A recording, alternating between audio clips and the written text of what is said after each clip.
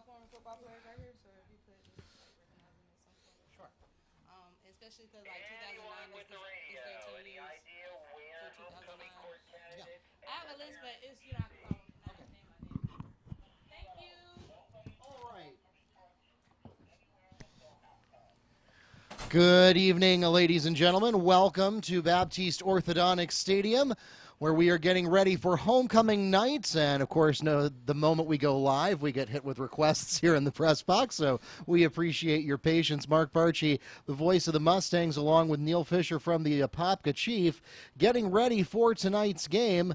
And we are just about to get started here as the Air Force JROTC gets ready to step off. And so we'll go ahead and get the pregame festivities out of the way here, and then Neil and I will take you through what to expect for tonight's game.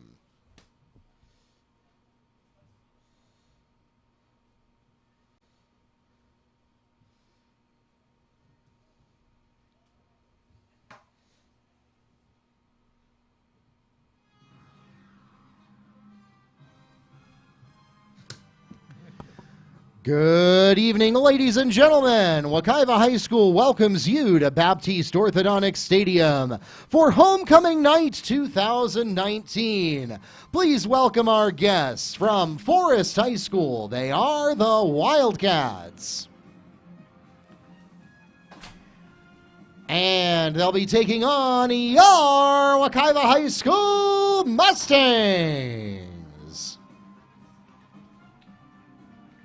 Before we begin our game this evening, we ask that you please stand and remove your hats as we honor America with a presentation of colors by the Wekiva High School Air Force Junior Reserve Officer Training Corps. Leading the detail tonight is Cadet Lieutenant Colonel Jemiah Courvoisier carrying the U.S. flag. Carrying the state flag is Cadet Major David Hernandez. The Rifle Guards are Cadet Captain Jeremy Losi and Cadet Technical Sergeant Jacob Michael. Carrying the Army flag is First Lieutenant Michelle Thomas. Carrying the Navy flag is Cadet Staff Sergeant Dominic Chandler. Carrying the Marine flag is Cadet Captain Isabella Romanacci. Carrying the Air Force flag is Cadet Major Tanaya Ewing. Carrying the Coast Guard flag is Cadet Major Jesus Mejia. And carrying the POW flag is Cadet Captain Daniela Arias.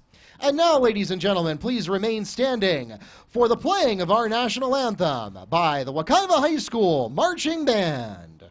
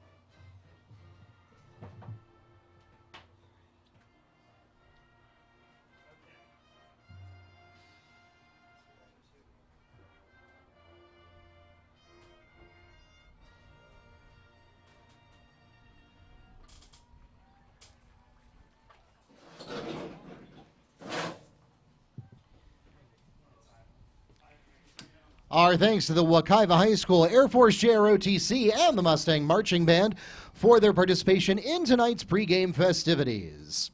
As a reminder, our regular halftime shows will be preempted today by our presentation of the Homecoming Court and the crowning of our 2019 Homecoming King and Queen.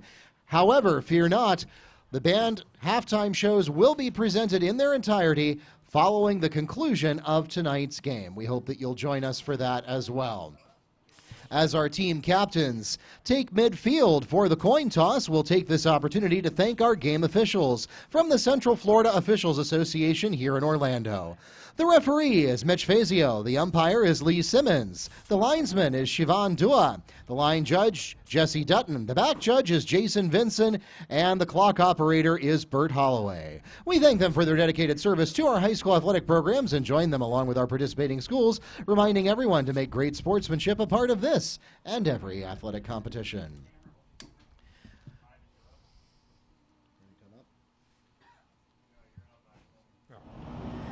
And so while our teams are getting ready with the coin toss, we'll take it up here to the press box. Again, this is Mark Birchie, the voice of the Mustangs, with Neil Fisher from the Apopka Chief, and we are getting ready for week number 8.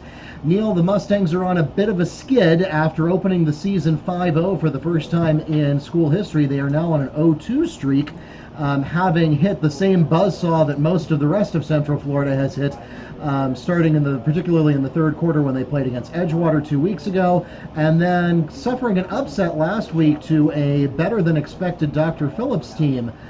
So the Mustangs now are in a somewhat tenuous position as we look toward the playoffs. The opportunity to become district champion pretty much out of reach at this point unless something truly unexpected happens. However, there is still a chance of becoming a wild card, and in fact we found that the RPI ratings have been kind to Wekiva so far because Wekiva does have a lot of strong victories on their schedule, and as a result of that, we have found the Mustangs in the top 10 in 7A in spite of the 2 losses, and right now if the season ended today, they would in fact be the number 5 seed. Yeah, Mark, as you mentioned, Edgewater and Dr. Phillips were the 2 teams that they've lost to. When you look at that schedule, please welcome to the field your Wekiva High School Mustangs. So scheduling Edgewater and Dr. Phillips back to back is pretty much an all-win or all-lose situation. Unfortunately, you don't always get that opportunity to. And our guests for tonight's game, all the way from Ocala, Florida, the Forest High School Wildcats. So now that we got the introductions out of the way, Mark, of course, like I was mentioning, scheduling Edgewater and Dr. Phillips back-to-back is an all-win or all-lose proposition. Unfortunately, in high school football, it's not like the NFL where you have some more leeway, some flexibility. But going back, again, as you mentioned, Wekiva has been outscored 79-14 really since the end of the first quarter against Edgewater. That's 7 consecutive, and that goes back really, I think, to what Coach Bedison had spoken about during the first 5 games of the season and victories. He kept mentioning over and over again, he said, even though we're winning, we're not as good as everyone thinks we are, and we're not as good as we think we are, and if we don't clean up these mistakes, we're going to wind up losing to the teams that we need to beat in order to get into the not just the playoffs, but to reach the same success we have the last couple of years, which of course was a regional final appearance in a state semifinal. So as we get ready to go down to the field, we'll also point out that you're going to see some personnel changes for the Mustangs on both offense and defense tonight as Brian Wilson gets us underway. What I was about to talk about, though, is Brendan Sear. And we have a muffed kickoff. The Wildcats are able to recover it, but they will suffer for that. Number 7, Jacques Pinkston on the return, and he is tackled by number 33, Simeon McKell of the Mustangs. And that will put the ball at the 15-yard line, and the Wildcats will start their opening drive from there.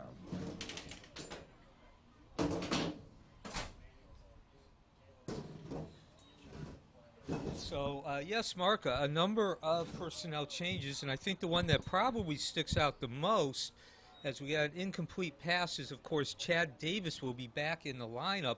That did have something to do, and unfortunately we didn't have time to go through it, but the 2-game losing streak, when you're without your top rusher, I think it's understandable.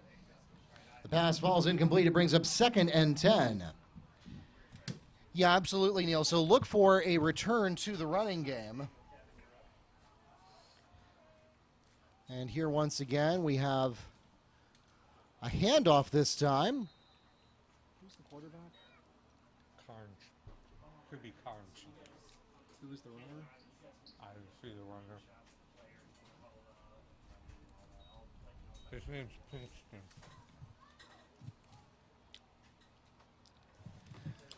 Pinkston on the carry for a gain of 7 yards, and that'll bring up 3rd and 3 for the Wildcats.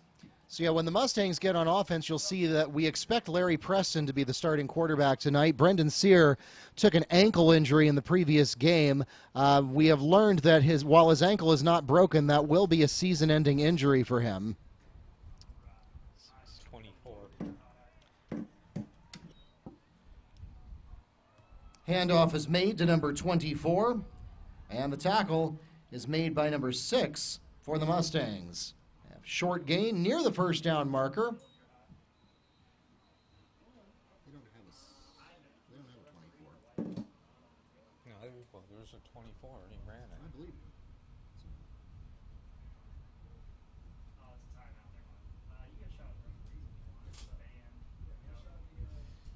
you.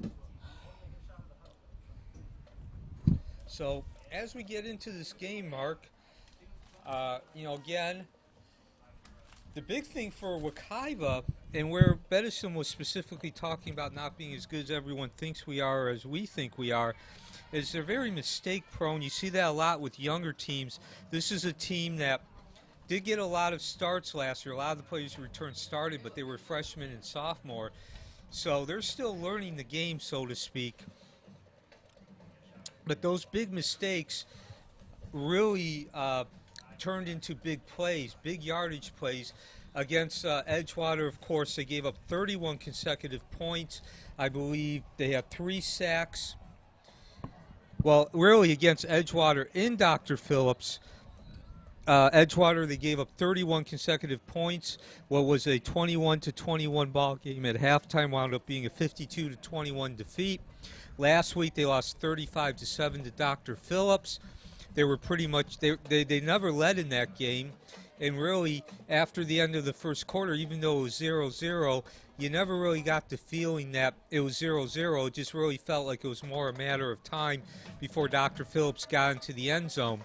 They scored on 5 out of 6 possessions. And in that stretch, not only have they been outscored 79-14, but 5 turnovers have been committed and 6 sacks given up as we get a run here, Mark. A rush. Connor Dolan on the run for the Wildcats.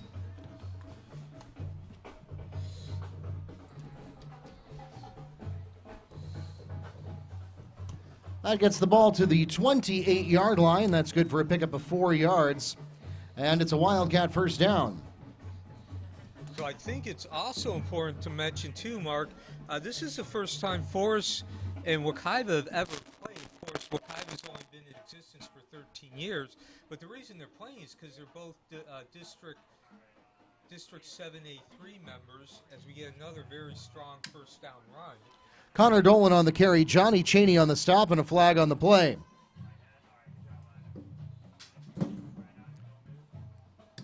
So provisionally, that would have been about a 10-yard run, but we're going to see what happens with the flag.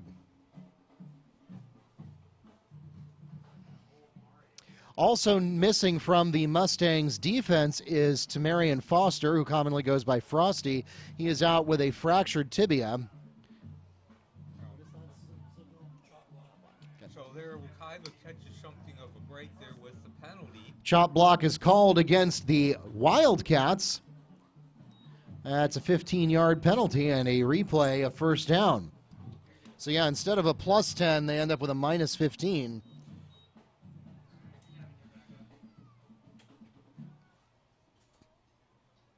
First and 25 is coming up for the Wildcats.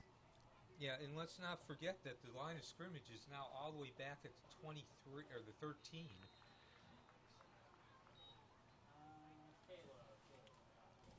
And boy, these yellow or gold numbers against white jerseys are becoming very difficult to read here from the press box. So, of course, Forest is the Wildcats. Yeah, this is not a team that Wekiva has seen a lot of. Yeah, as I just mentioned, first time these two teams have meet. And the reason they're meeting is because they are in the same district. Of course, Wekiva moving down to 7A this year.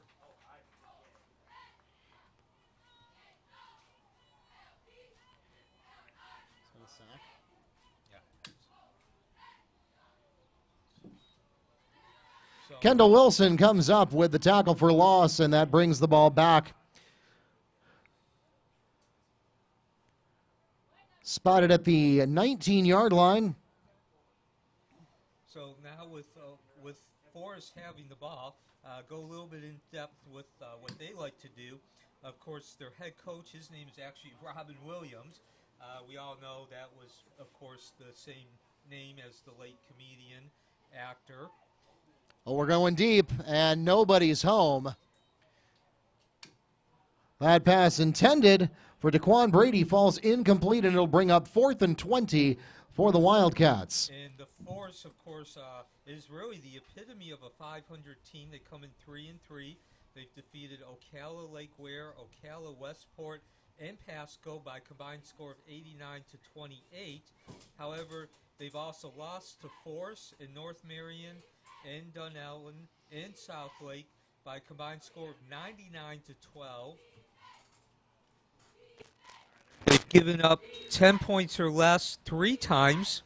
They've also given up over 42 points 2 times. Offensively, they've scored 35 points twice, but yet they've only been able to score 12 points 4 times. And, of course, when Ocala Forest gets the ball back, we'll go a little bit more into their offense. For now, though, defensively, they play a 3-4 formation.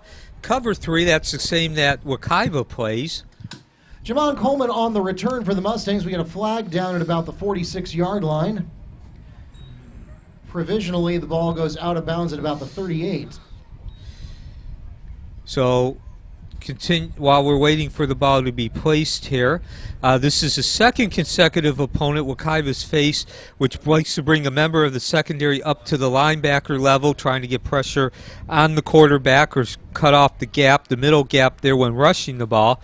The whole range of plays to create pressure in the backfield are used by the linebackers. However, most frequently the blitz from the inside linebacker in conjunction with the safeties moving up is used most frequently, and they also like to use angles. They don't go straight up. They tend to use 45 to 30 degree angles when attacking the front line, and we're going to get a penalty here on the first offensive play by Wekiva. Previous flag was a block in the back, which will negate the return by Coleman and put the Mustangs at the 31-yard line. We have another flag on this play.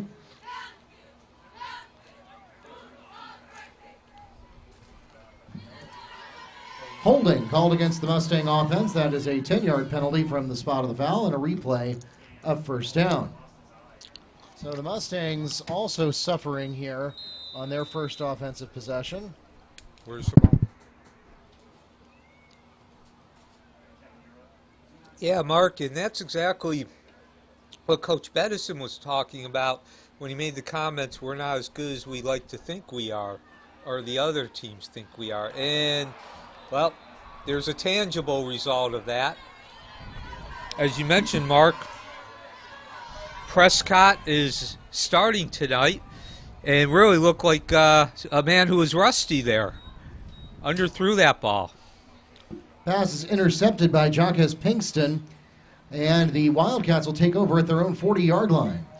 So again, both teams on their first possession making several mistakes there. And really, both teams look like they're just not ready to play here as far as shaking off the rustiness.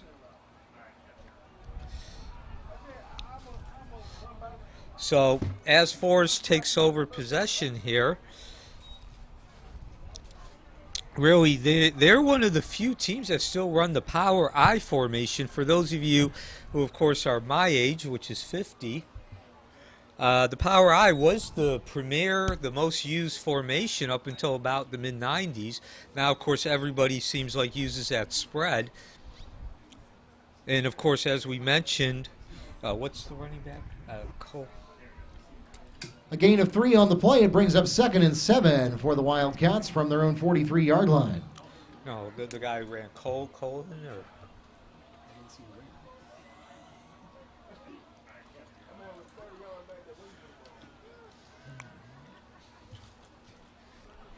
Looking to pass this time. An open man, but the pass is high. Intended for Tyrone O'Neal. The pass falls incomplete. It'll bring up 3rd and 7 for the Wildcats. So that's Jake Carnes under center there. He's 0 for 3.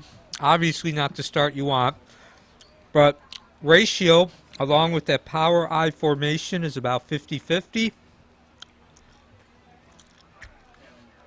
And again, for those of you who are not familiar with the power I formation, like the name suggests, that means the team lines up in the shape of an I, which they have yet to do. So the scouting report might be wrong, but they're a very simple team. They like to wait for mistakes and then take advantage. Dr. Phillips was very much like that. Luther Johnson tackles the Wildcat runner, number 24, after a gain of just 2 yards, and it brings up 4th and 5 for the Wildcats. When rushing the ball, Forrest likes to rely most of the time on the power and dive. 3 receivers are used about 75% of the time, and which side has 2 is balanced about 50-50. And the Mustangs may be about to donate a first down here. So efficient management of creating 3rd and short situations is the initial goal. Prior to the snap, offsides called against the Mustangs defense. That is a 5-yard penalty, and it results in a first down. That also takes us to the midpoint of the first quarter, and so we'll pause for an official timeout.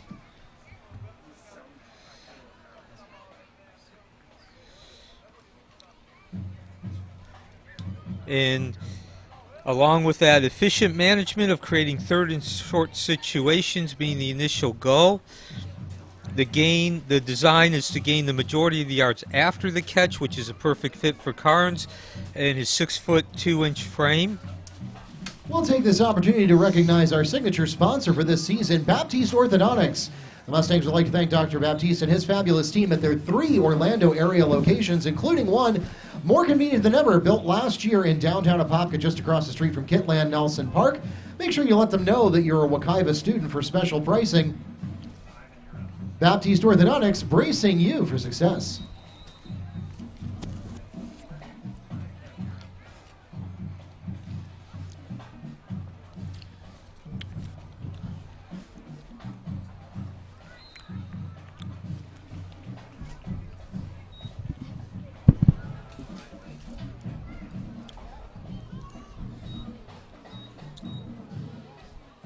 So with the ball at midfield here, Mark, a bit of a surprise, because even though Wekiva's lost 2 games, I think most people would think Wekiva would come in and pretty much from the beginning, if maybe not directly, but at least they would be moving towards and progressing towards establishing their game in a certain physical play with that game. They've yet to do that here. Nothing fancy, again, by Ocala. As we mentioned, they're a very consistent team. They don't really go for a lot of plays down the field. The idea is to gain 3 or 4 yards on each play, set up 3rd and short. And we're seeing that tonight. Again, even when they go to the passing game, they're a bubble screen with several defenders in front of it, in front of the receiver. Dolan's pass intended for number 24 falls incomplete, and it brings up 3rd and 7 for the Wildcats. You did say Carnes, right? No, it's Shuffle back.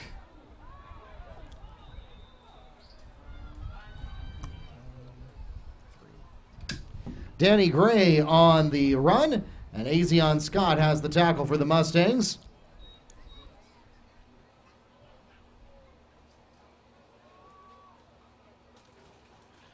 A gain of 2 yards on the play, make it 4 yards, and that will bring the ball to the 43-yard line and bring up 4th and 3.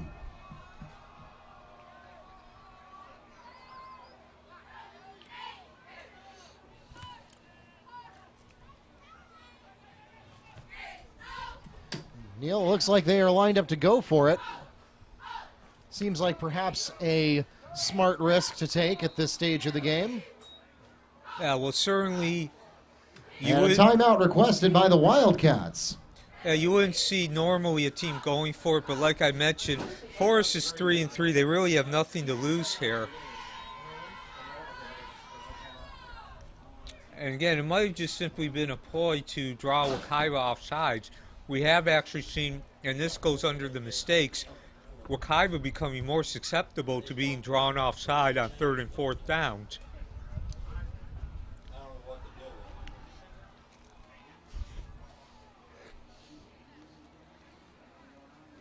Again, ladies and gentlemen, we remind you to stick with us at halftime. We'll have the presentation of the homecoming court, followed by the crowning of the king and queen. And then our band will perform immediately after the 4th quarter.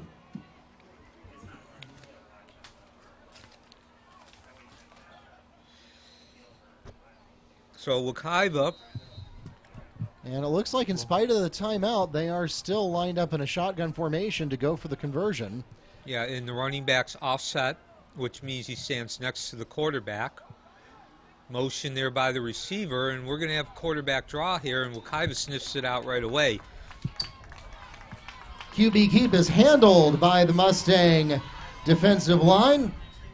Looked like Cedric Blair and Azion Scott got into that tackle, and that will turn the ball over on downs to the Mustangs. And as we have this exchange of possession here, I think that play really illustrates their thought process for Ocala when on offense. They'd rather give up yards on 3rd and 4th down instead of taking the risk of throwing the ball deep downfield and creating a situation which the opponent can get a big play. We're going to see one here, though, on offense. Chad Davis opens up the Mustang offensive possession with a 1st down run. And that's a welcome sight there, Mark. As we've mentioned, Davis has missed the last 2 games, and, of course, that coincides with 2 losses. How many yards? Davis picks up 11 on the carry, 1st and 10 for Wekiva from the Wildcat 44-yard line. And off to Davis again. There he goes up the middle again, finds a hole. Boy, Neil, the offensive line doing a lot better for the Mustangs this week than they did last week against Dr. Phillips. I mean, it helps to have a fast runner in there, too, but picked up a couple of good blocks on that run. Gain of 7, 2nd and 3 coming up after the Davis run. So, of course, Wekiva now is the team setting up the 3rd and shorts. And Wekiva is going to continue to dance with the one who brung you as Chad Davis continues to do good work. Yeah, pound and ground there. Nothing fancy, straight up the middle between the tackles. Just trying to over-physical Forest. Another Chad Davis run takes the ball to the 30-yard line. That's a pickup of 7 yards and a Mustang 1st down.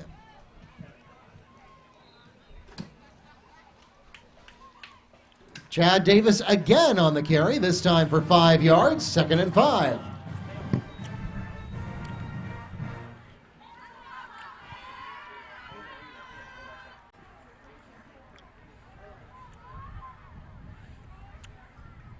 There's Mighty Max in the stands, greeting some of our younger Mustang fans.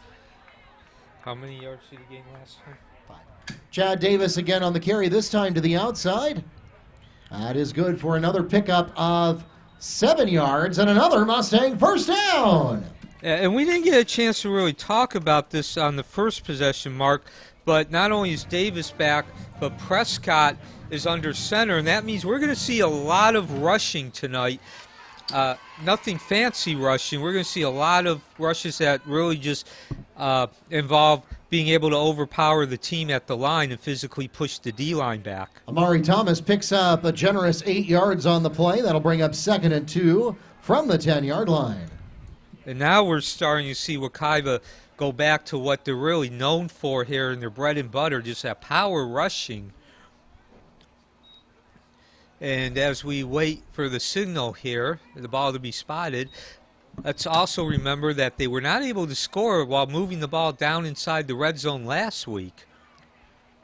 Amari Thomas picks up 1. It brings up 3rd and 1 for the Mustangs.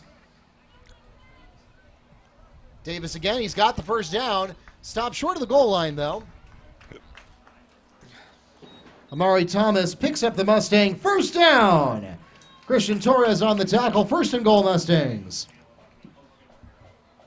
Was that 5? Yeah, 5.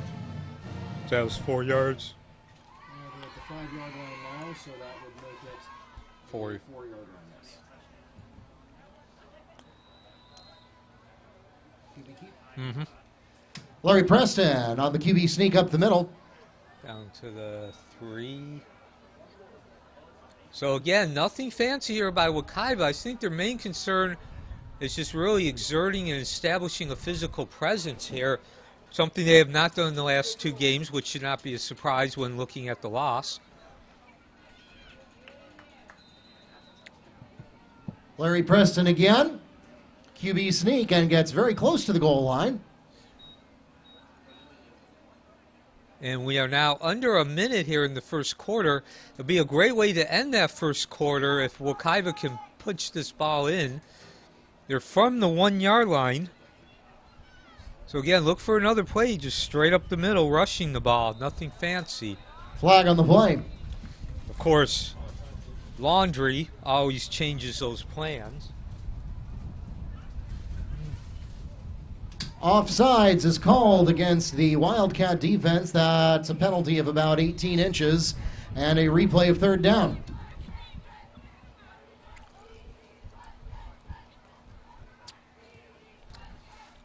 So, Mark, if you're on defense and you're going to commit a penalty, I guess this is the place you want to do it.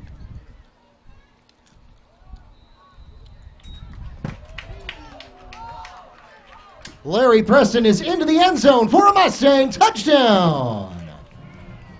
Yeah, and that penalty is going to be unsportsmanlike. I couldn't see which Wekiva player, but one of the Forest D linemen grabbed one of the Wekiva players and just spun him around about 3 seconds after Preston got into the end zone. So a bit of a frustration early here. We're not even out of the first quarter.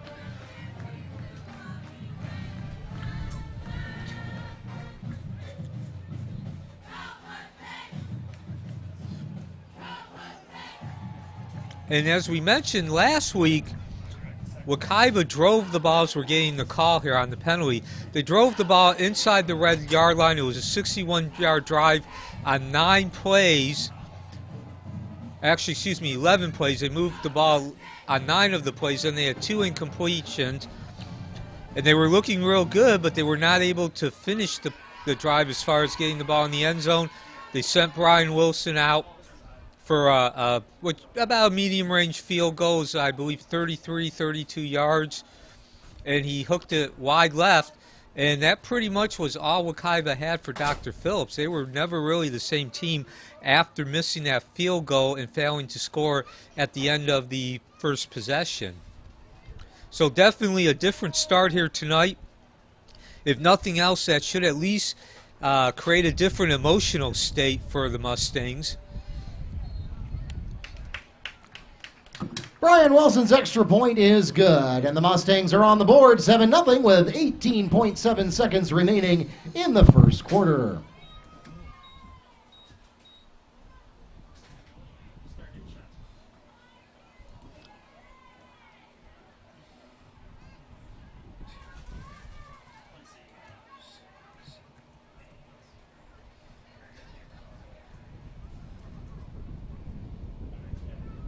So that was also a 12-play drive, Mark. Took up 55 yards.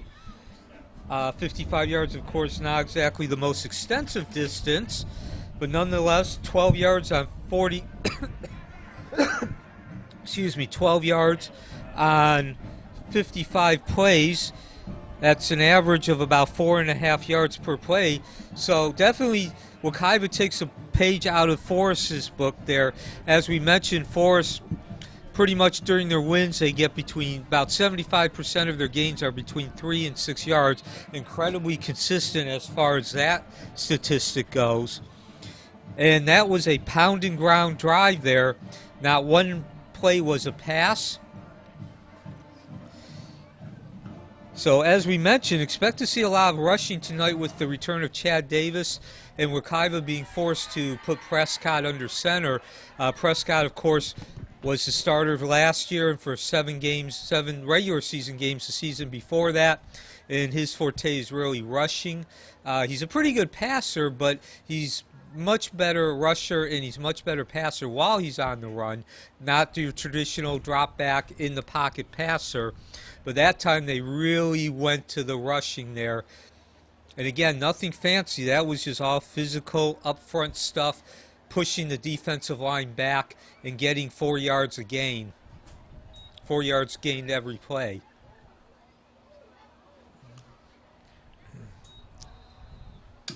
Connor Dolan, put under pressure, will have to throw the ball away, and that brings up 2nd and 10 from the Wildcats' own 24-yard line. 7 seconds left in the quarter.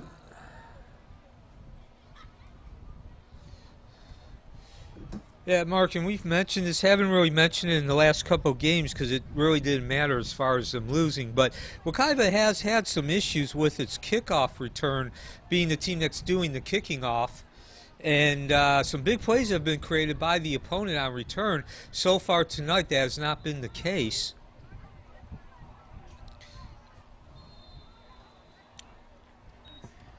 That run will take us to the end of the first quarter. The Mustangs on the board first, 7-0 at the end of 12 minutes.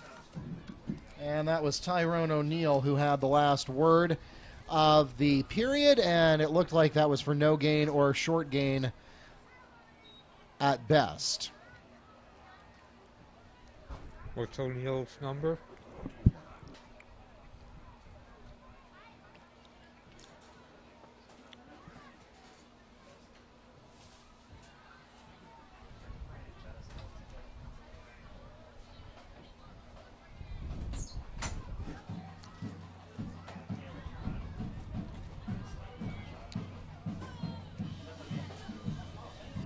The ball is spotted at the 24-yard line. That means the previous play was for 0 yards. And it'll be 3rd and 10 coming back.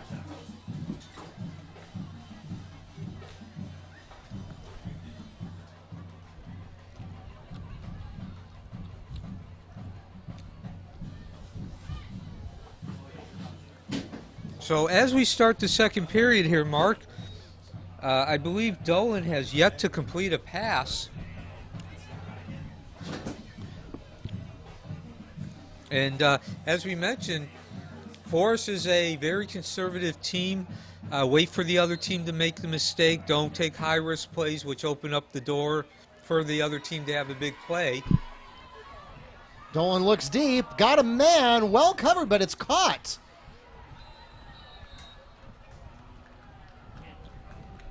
The pass is complete to Azari Singleton.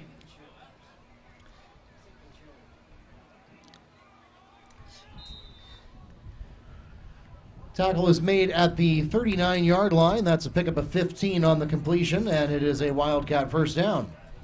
And of course, wouldn't you know it, Mark? No sooner than I mentioned that that's a play that they don't go to really passing plays that are more than about 6 yards. They throw one for 15. Shorter pass this time, and it is complete. Mustangs are there and ready. Looked like the ball was going to come loose, but it goes to the ground first. Number 24 on the carry. Tackle made for the Mustangs by Cedric Blair, and a loss of about 5 yards on the play, 2nd and 15. That was a rush? Well, no, sorry. It was a pass. It was a pass.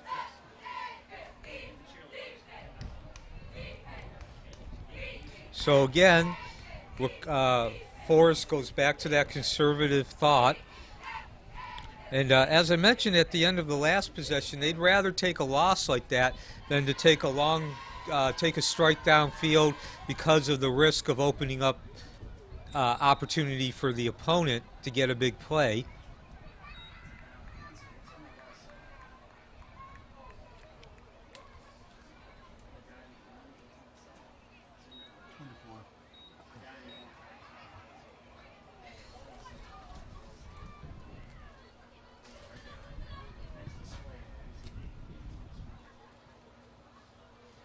Gain of 6 on the carry by number 24. It brings up 3rd and 9 for the Wildcats. So basically, I get back to the original line of scrimmage, get even play.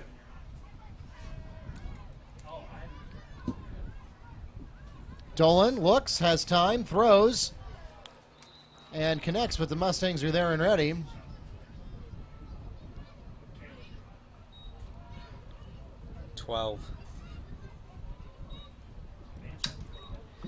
The pass is complete to DeQuarian Brady. The tackle made by Azion Scott. How many yards?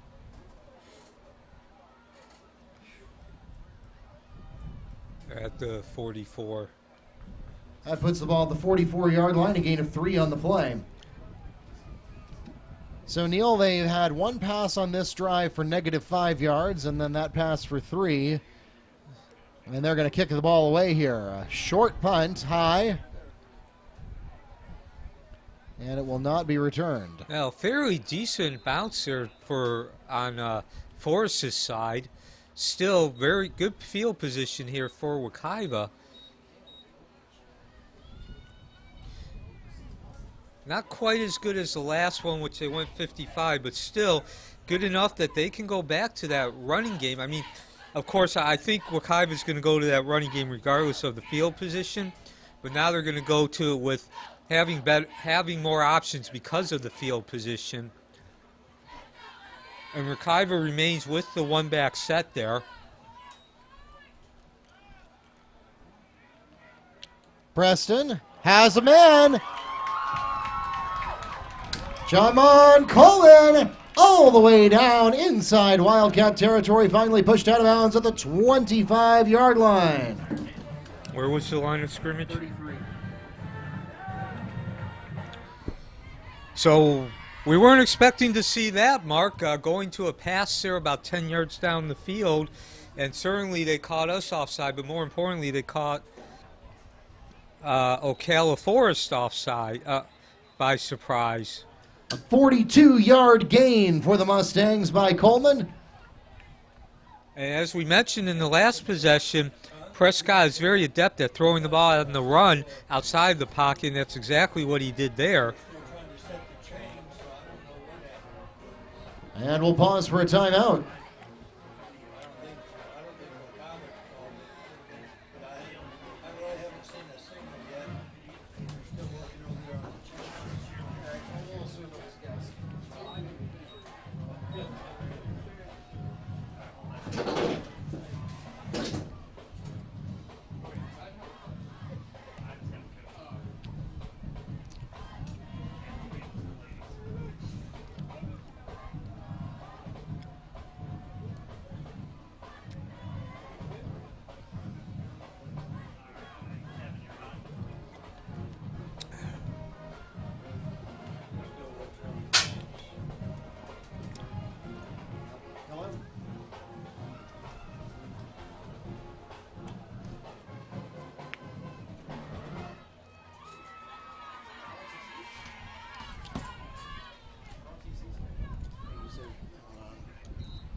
Christian.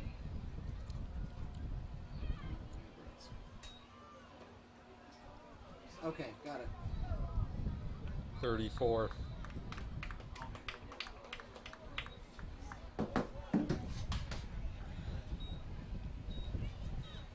Amari Thomas on the carry for the Mustangs. To 9. Pickup of 9 on the play, 2nd and inches. So some very powerful running there. Again, straight up the middle, nothing fancy. Pass intended for Assad Wasim falls incomplete. 3rd and short coming up for Wekiva. And there's the advantage of having a 2nd and short play. You can have some room for a bad pass. So now I think Wekiva here, they're going to probably just run the ball up the middle, get the first down. That's the priority. Don't look for anything fancy. And this time, a better executed version of the last play. This pass is complete to Assad Wasim. And it is good for Mustang. First down. 17.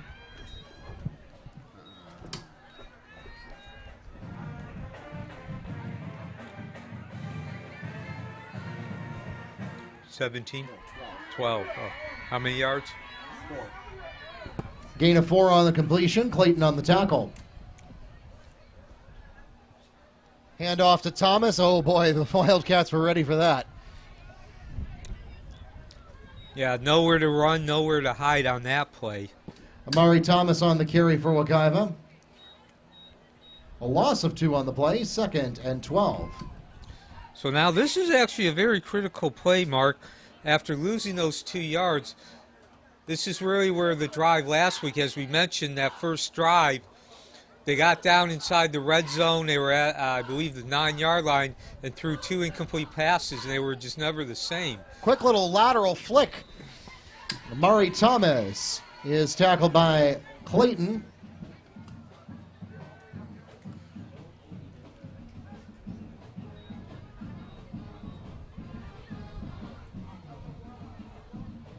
They're at the 9.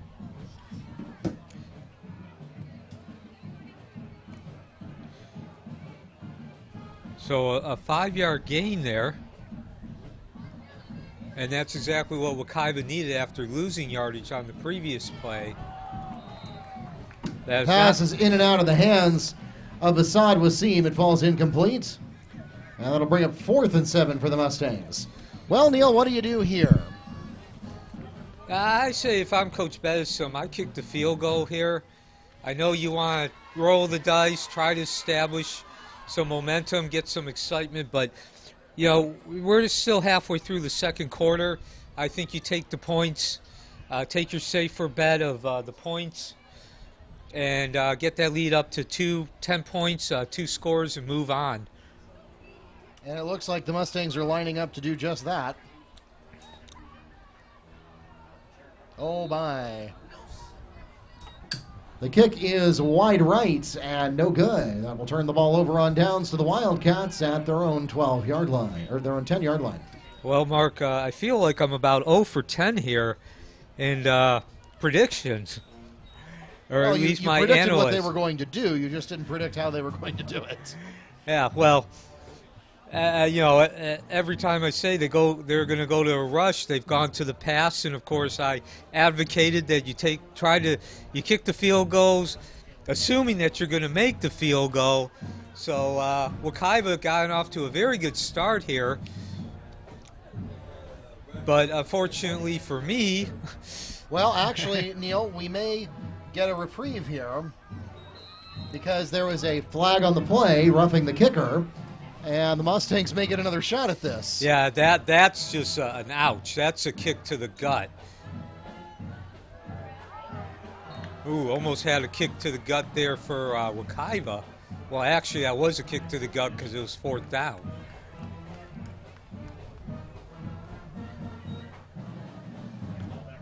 And, you know, of course, I don't think Coach Bedison would ever talk openly about what we just saw, in the fact that he went to the attempt there to get the touchdown. But I really do think that attempt was based on the fact that Brian Wilson has missed his last 2 field goals, and as we mentioned, not just this one, but the one he missed last week against DP was just a killer. Wekiva was just never the same after missing that field goal attempt, which ended the first possession. So the Wildcats now backed up well into their own territory, especially thanks to the penalty. So while that penalty may not have netted any points for Wekiva, it does at least push the Wildcats deep into their own territory. No gain on the play. 2nd and 10 coming up for the Wildcats. Yeah, the 1? The 5. Oh, the 5. Yeah, the 4, actually. Okay. I don't know who carried that. Let's give it to number 24 since we don't know who he is.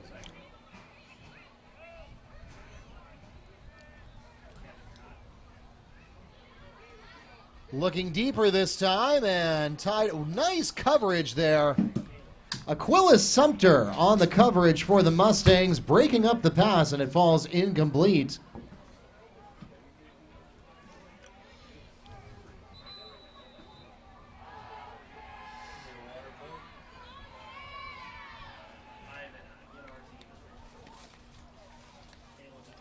And we have reached nearly the midpoint of the second quarter, and so we'll pause here for an official timeout.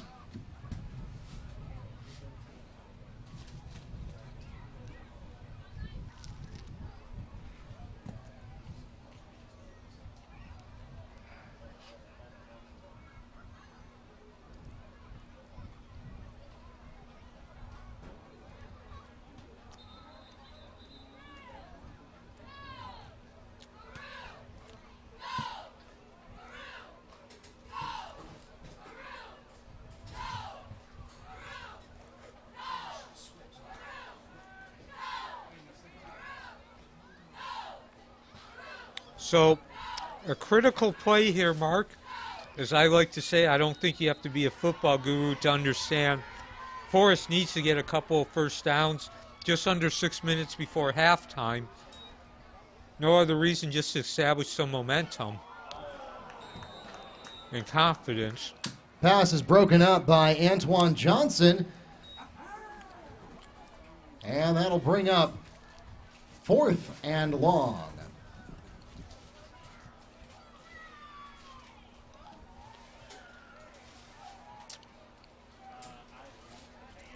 So, in this case, a booming punt, a punt of about more than 50 yards would be the exception.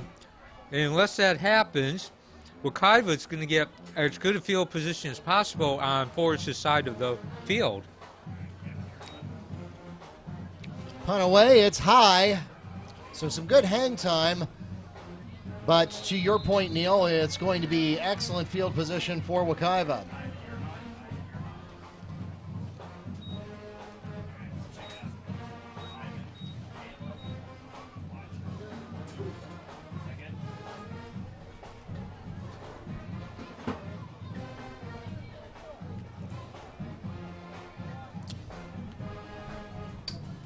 Ball is spotted at the 38-yard line, and the Mustangs will begin inside Wildcat territory. So, Wekiva only needs about 15 yards to at least get into reasonable field goal range. Of course, given Brian Wilson's trials and tribulations on the last two attempts, that means we might not see that, but to the point of field position.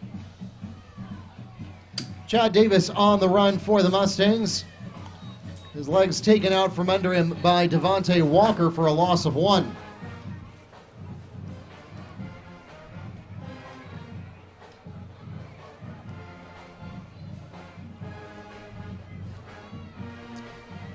Puts the ball at the 40-yard line.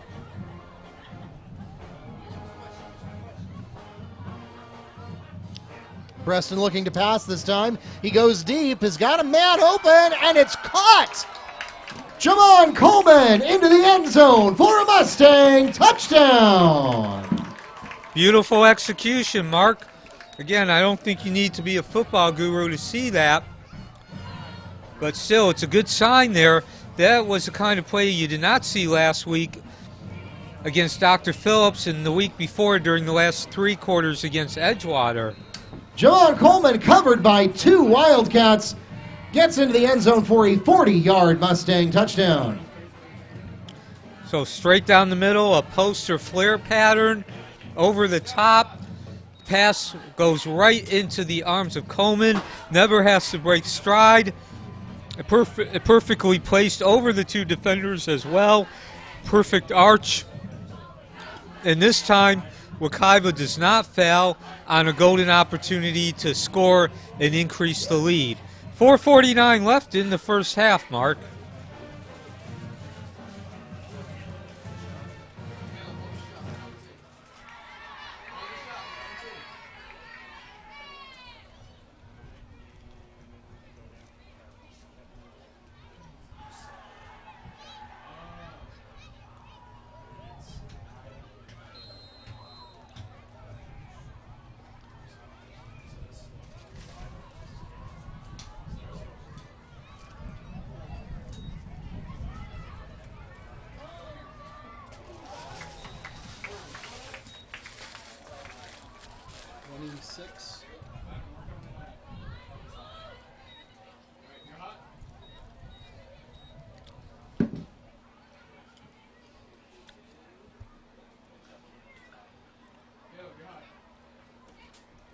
Coleman's 20, right? Zion Edwards on the return, and that puts the ball at the 28-yard line. The Wildcats take over 1st and 10 from there. Coleman's 20, right? 29. So I think this really says so much about the field position. Forrest is starting at the 28, and that's a great improvement over the last, I believe, 3 possessions. All of those started inside the 15.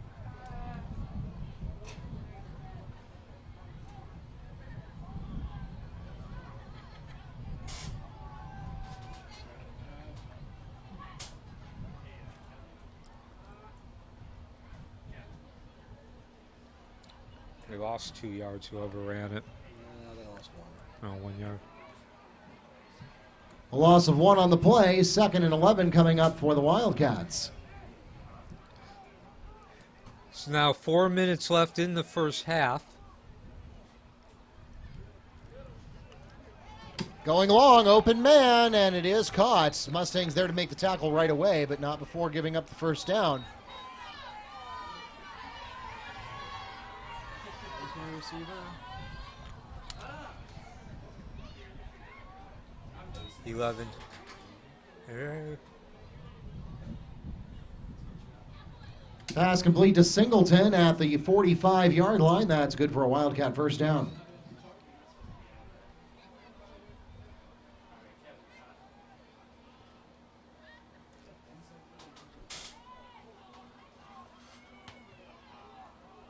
Three and a half minutes to go here in the first half, and then we'll be getting to our homecoming festivities.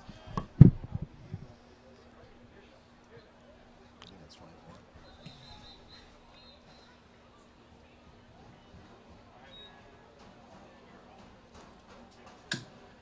Number 24 on the carry. Stop made by Nathan Pierre. No gain on the play. 2nd and 10.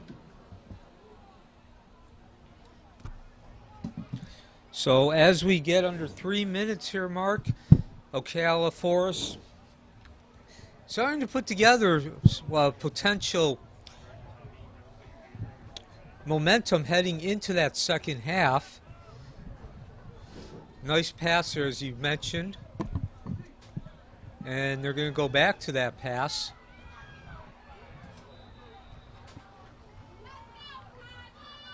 '82. Pass complete to Casey Carr. Azion Scott on the tackle. A gain of 5 on the play. 3rd and 5. Make it 3rd and 4 coming up.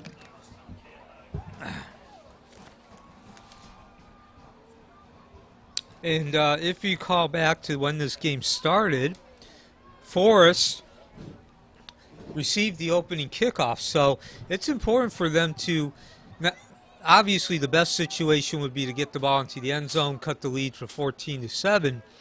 But even if they don't, they need to start moving the ball here a little bit because they're not going to get the ball to start the second half.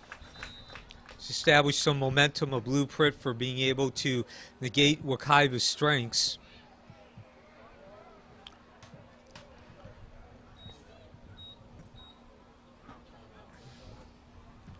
The Mustangs will request their first timeout of the first half. Do you see around that, Neil? Neil?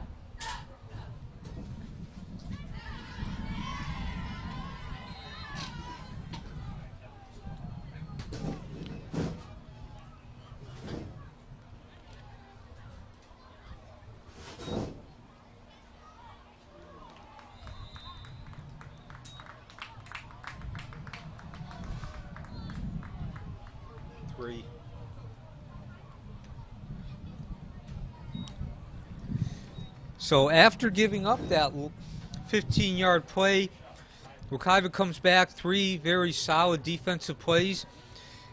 Ocala Force tried to rush. Wekiva met him right at the point of attack, and there was nowhere to go for the ball carrier.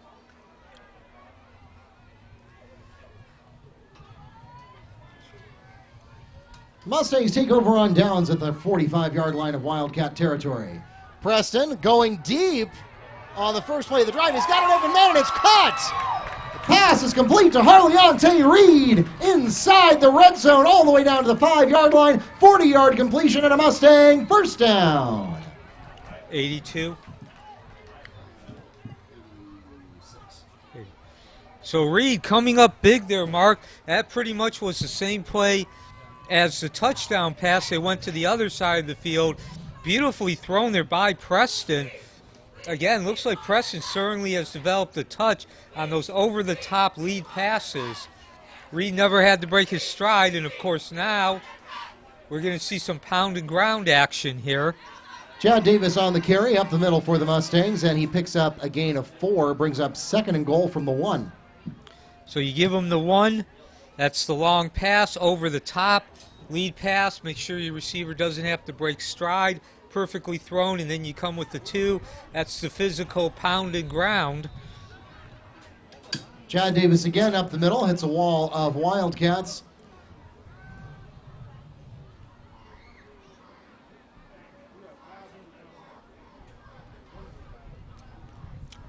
And as I look right out in front of us, Mark, and of course because we were part of the homecoming pep rally today, we got to see him, but there's the Mustang mascot standing right in front of us. That'd be Mighty Max. Mighty Max, yes. Preston, had a good look, but it is in and out of the hands of the intended receiver.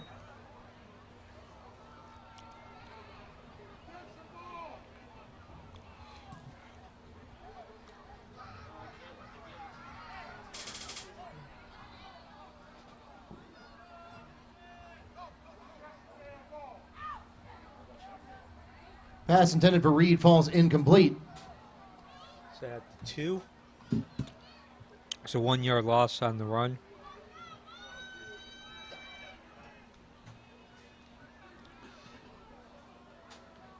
Oh, 4th and goal coming up for Wekiva. 40 seconds left, and we're going to pause here. The Mustangs request their 2nd timeout of the first half. It'll be 4th and goal from the 2-yard line with 40 seconds remaining when we return.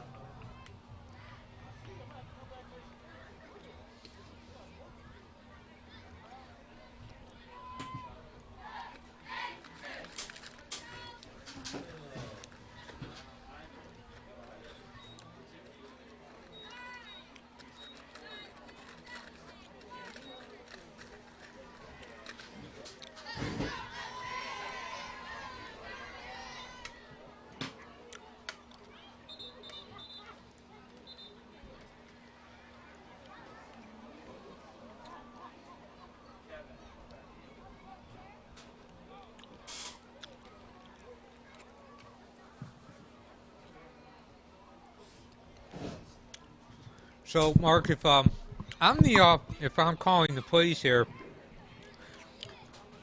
I call something where Preston rolls out, get him to use that speed, and as we mentioned, he's very adept at throwing at the run. Give him that option. Try to get him out to the hash marks. It's an outside route. It is caught and it is in. The Mustang pass is complete to number 23. That's Assad Wasim in the end zone for Mustang touchdown. So I guess they were listening up here, Mark. For once I got the call right. That was another beautiful play there by Preston. Nice route run there. Got open, but that all started with Preston being able to get outside and making that right decision there. Again, another well-thrown pass, put it right where on the money and right where only the receiver could come down with the ball. And Preston also doing a nice job in his decision-making as far as understanding what kind of pass to throw. He's had 3 big plays tonight. When I say big plays, I mean plays that have had impact. Of course, the last one was the touchdown pass. That was an over-the-top pass. Needed to have some touch on it. Needed to have a little bit of an arch, a nice arch, some float. This was a pass that needed to be thrown on a rope, on a line, and right into the numbers.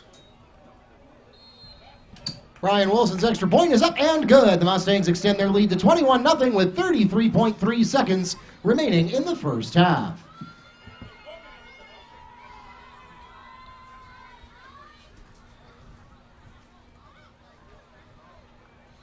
So the last possession we were talking about Forest at least being able to move the ball onto Wekiva's side of the end zone and build some momentum, build some confidence, even establish something of a blueprint coming out in that second half and how important it was normally, but it's even more important because Wekiva gets the ball to start the second half, not Forest. And the exact opposite happened with Wekiva driving the ball 55 yards. Again, their second possession ending with a touchdown and the length being 55 points. And Wekiva now not only has all the momentum and confidence going into the second half, as well as a blueprint of how to defeat Forest, how to be able to exert their strength, but they will get all that in the ball to start the second half.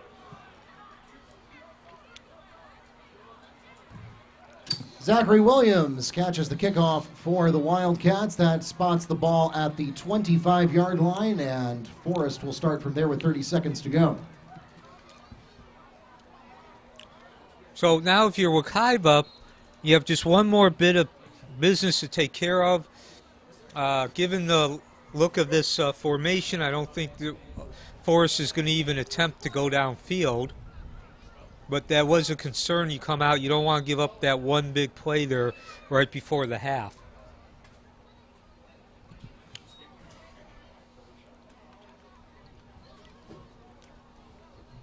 See the carry over there? Hmm? Did you see the carry? No, I didn't.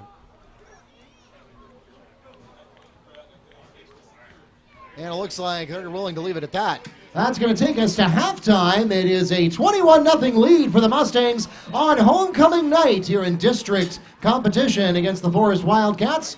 Don't go anywhere. Homecoming court and the crowning of your 2019 King and Queen coming up next.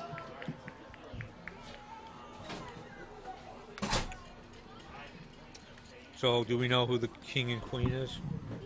Sealed envelope next to it. Oh. Hermetically sealed, as Johnny Carson would like to say.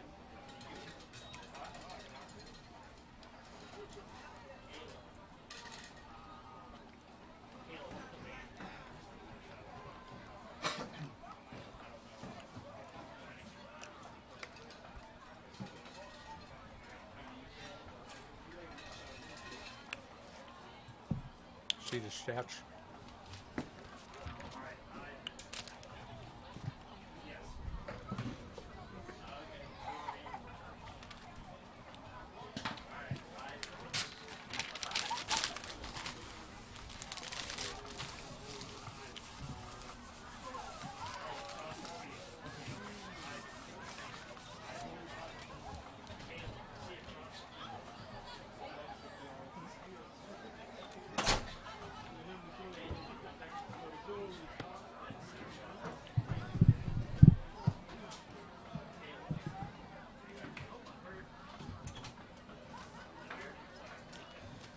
All right, ladies and gentlemen, I have in my hands a sealed envelope delivered to me by Mr. Furo, our student activities manager, as well as our senior class sponsor.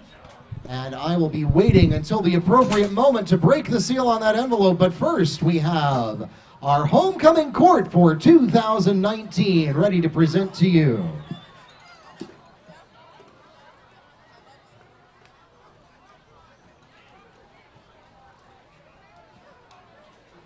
Still have no idea who number 24 is.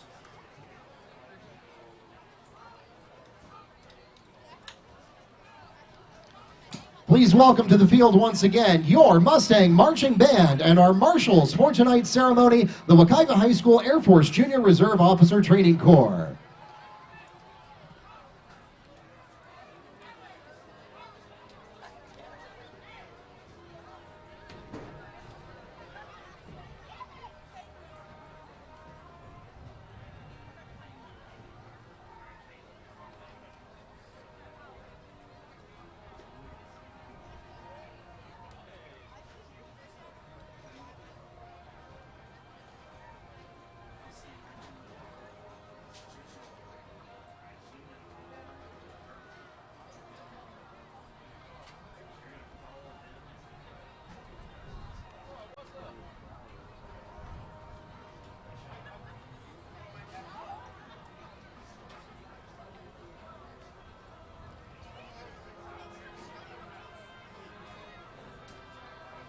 Our freshman princess is Madeline Roll. Madeline plays the guitar and wants to go on to college to become a marine biologist. Her favorite quote is from Tyler Joseph: "The beginning of purpose is found in creating something that only you understand." She is escorted this evening by her mother, Elizabeth Roll, and her father, Jacob Roll. Our freshman prince is Jeremiah Mitchell. Jeremiah is on the Wekiva junior varsity football team and the Wekiva track team. After he graduates from high school, he plans to go on to become a general surgeon so that he can save lives. His favorite quote is from Will Smith: "Stop letting people who do so little for you control so much of your mind, feelings, and emotions." He is escorted this evening by his mother, Chanel Rose, and his father, Kwame Rose. Our sophomore princess is Raven Bowers. She is involved in volleyball and dance, and her goal is to graduate from college and make a lot of money. Her favorite quote is, "You learn more from failure than you do from success," a variation on a famous quote from Samuel Smiles. She is escorted this evening by her mother, Janelle Bowers, and Cordarius Louder. Our sophomore prince is Francisco Salato. Francisco participated in band and swimming and intends to try out for soccer. His future plans include becoming a plastic surgeon or cardiologist. And his favorite quote is from Arnold Schwarzenegger: "Strength does not come from winning. Your struggles develop your strengths." He is escorted this evening by his mother, Alejandra Cortez. Our junior princess is Arkaya McClendon. A safe ambassador, manager for football, junior class president, and she cheered for Wekiva for 2 years. After high school, she plans to go to FAMU to pursue her law degree, and her favorite quote is from Augmandino: "Failure will never overtake me if my determination to succeed is strong enough." She is escorted this evening by her mother, Artisha Scott, and her stepfather, Atari Brown. Our junior prince is Antoine Johnson. Antoine is a varsity football player and a varsity track runner. He would like to someday play in the NFL, but is also considering a career in engineering or medicine. His favorite quote is from Maya Angelou: "You will face many defeats in life, but never let yourself be defeated." He is escorted this evening by his mother, Yolanda Johnson, and his father, Reginald MacArthur.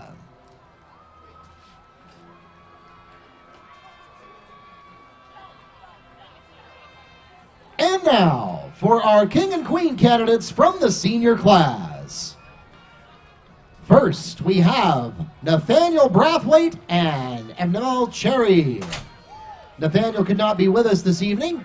Emmanuel has been in dance, National Honor Society, Black Student Union, Student Government, Athletic Training, Innovative Girls Club, Wekiva Empowered, Mu Alpha Theta, Safe Ambassador, Theta, and Flag Football. She plans to go to the University of North Florida and become a pediatric nurse practitioner with hospitals all over the world. Her favorite quote comes from Philippians: "I can do all things through Christ who strengthens me." She is escorted this evening by her godmother, Dan Shergolet, and her friend, Taquanda Carbon.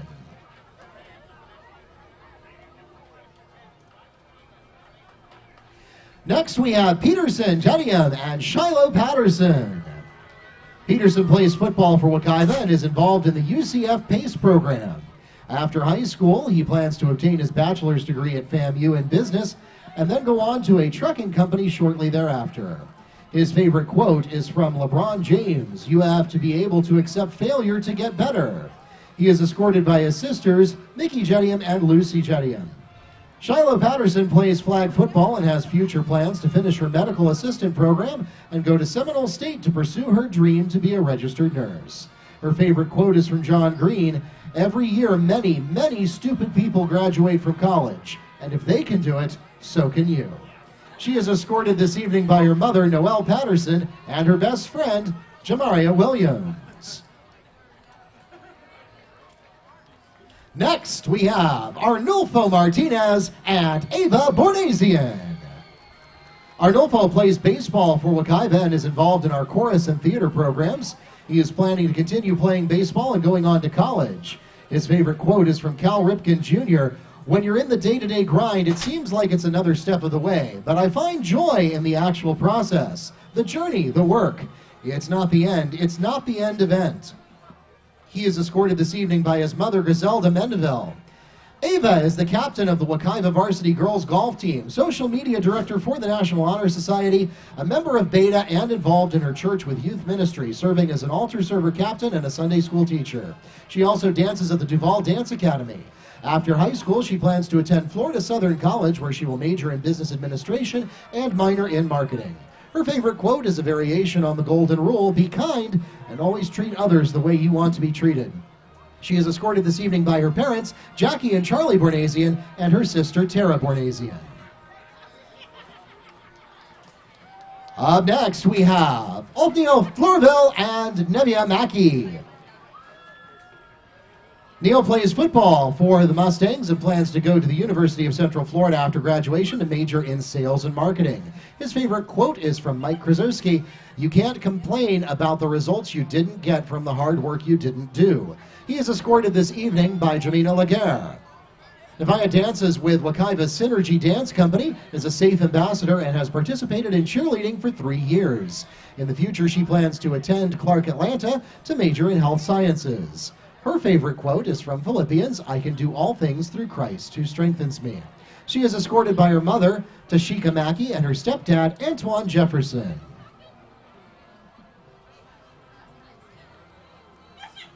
And finally, for the class of 2020, we have Jordan Smith and Michaela Bertrand. Jordan competes for Wekiva in track, football, and debate. After high school, he plans to go to college, become a sports journalist and analyst, and eventually own his own media company. His favorite quote is from Gandhi: "You must be the change you want to see in the world."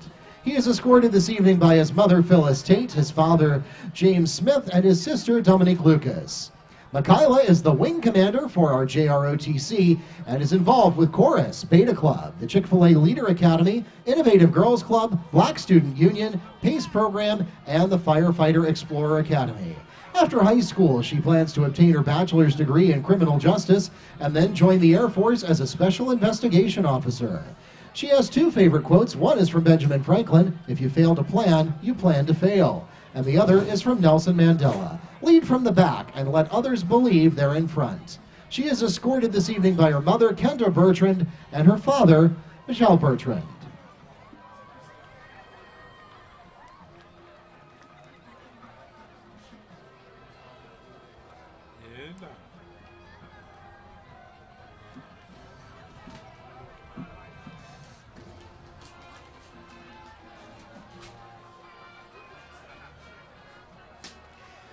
And now, ladies and gentlemen, along with Wekiva High School Principal Michelle Erickson, please welcome your 2018 Homecoming King and Queen, returning to campus for homecoming, Xavier Christian and Malia Brinson.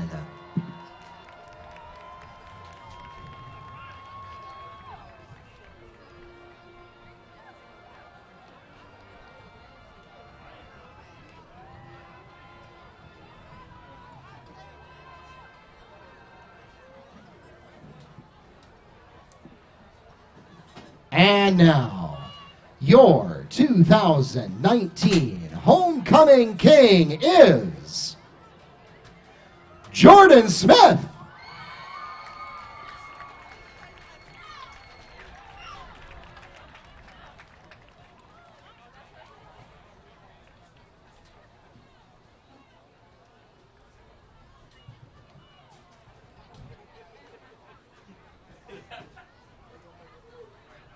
And your 2019 Homecoming Queen, Michaela Bertrand.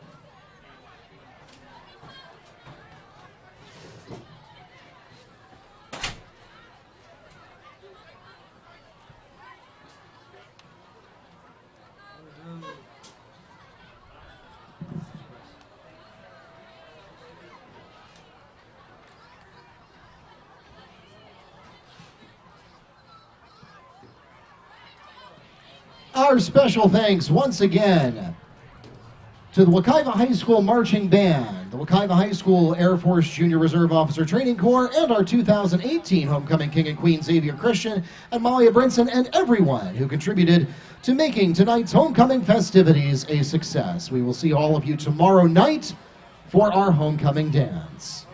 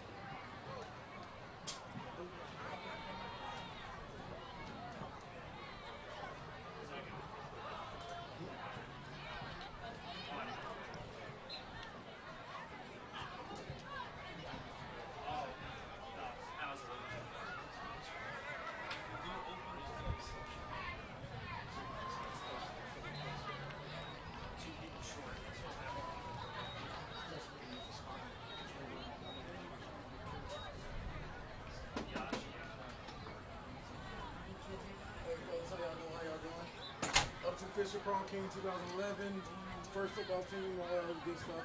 We just asked about alumni that came back. You guys know the roster, who's here, attendance, and how you guys do that. I'll take it. I was gonna recognize them, but if you have the specific names, I'll be glad to read them. All right, I got pen and paper, I can get it written down for you. Thank you. Good to see you again. Yeah, you do. Going well, man. You've been covering me for over 10, 20 years. 10 years. Yeah, I turned 50 this year. So. Happy birthday. Congratulations. Appreciate y'all. Just rip off one of the sheets I actually. Okay, because I'm about to say, I need a pad to write on. Subject actually. What you want me to do?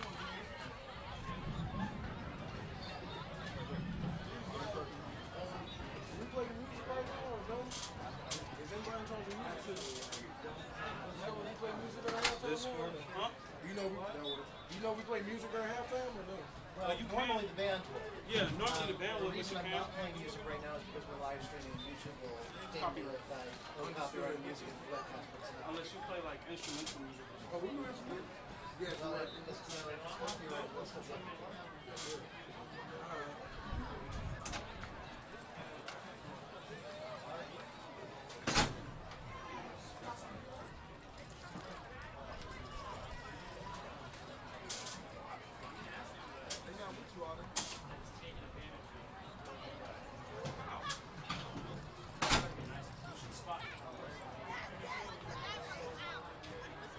That's a deal. Varsity, that's not a deal. Don't do it unless it's tough. Okay, Varsity.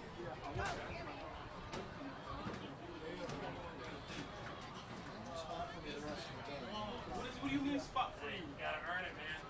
What do you mean spot free? Okay, next game we can't read their jersey number. Huh? We can't read their jersey number. What? Their jersey number. Oh, so you want me to wait? I have to take that down there?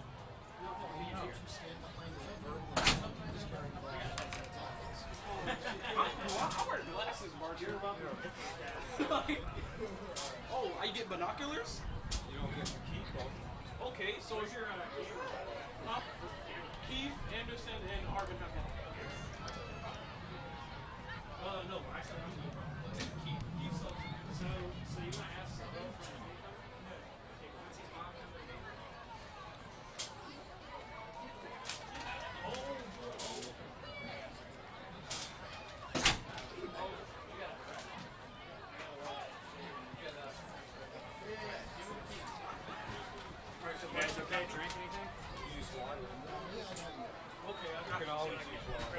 I'm gonna sit right here, and I got you, my boy. Actually, that's my seat. Is your seat?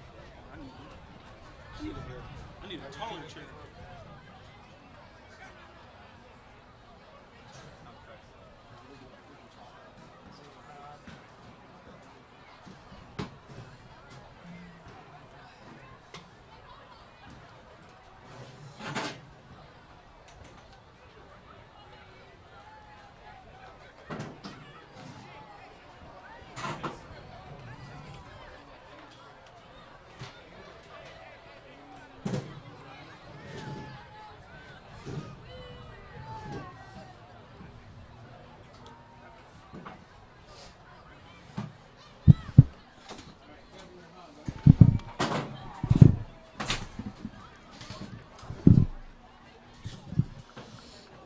From here.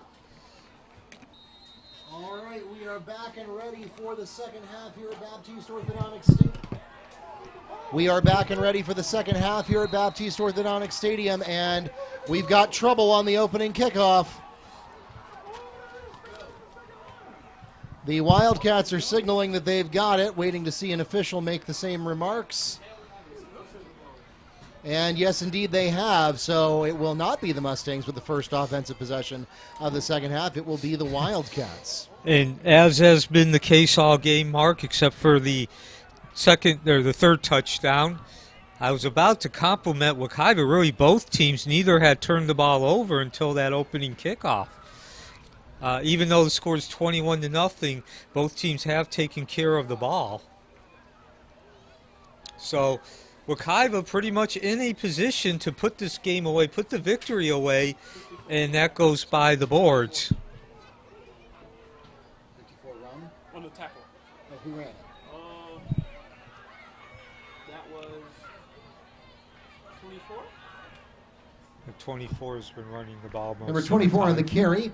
Tackle made 54. for the Mustangs by number 54. It's Peterson Gedium, a gain of 3 on the play, 2nd and 7.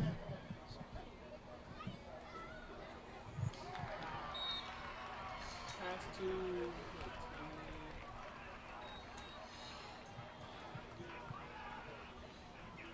pass to 21. Pass is complete to number 21, Tyrone O'Neal.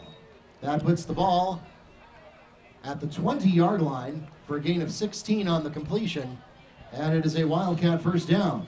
So, Mark, this is not only a big kick to the gut for Wekiva, because obviously they were going to get the ball to start the second half, and that's gone by the boards, but Forrest also got possession of the ball in Wekiva territory, and they've taken advantage of that, moving it about 20 yards here. Catch number 11. The pass is complete to number 11, Azari Singleton, who manages to hold on to it all the way to the ground. That is good for a gain of 9 yards, and it brings up 2nd and 1. 21. Say 21? What, for the catch? Yeah, 11. That was 11. How many yards? 9.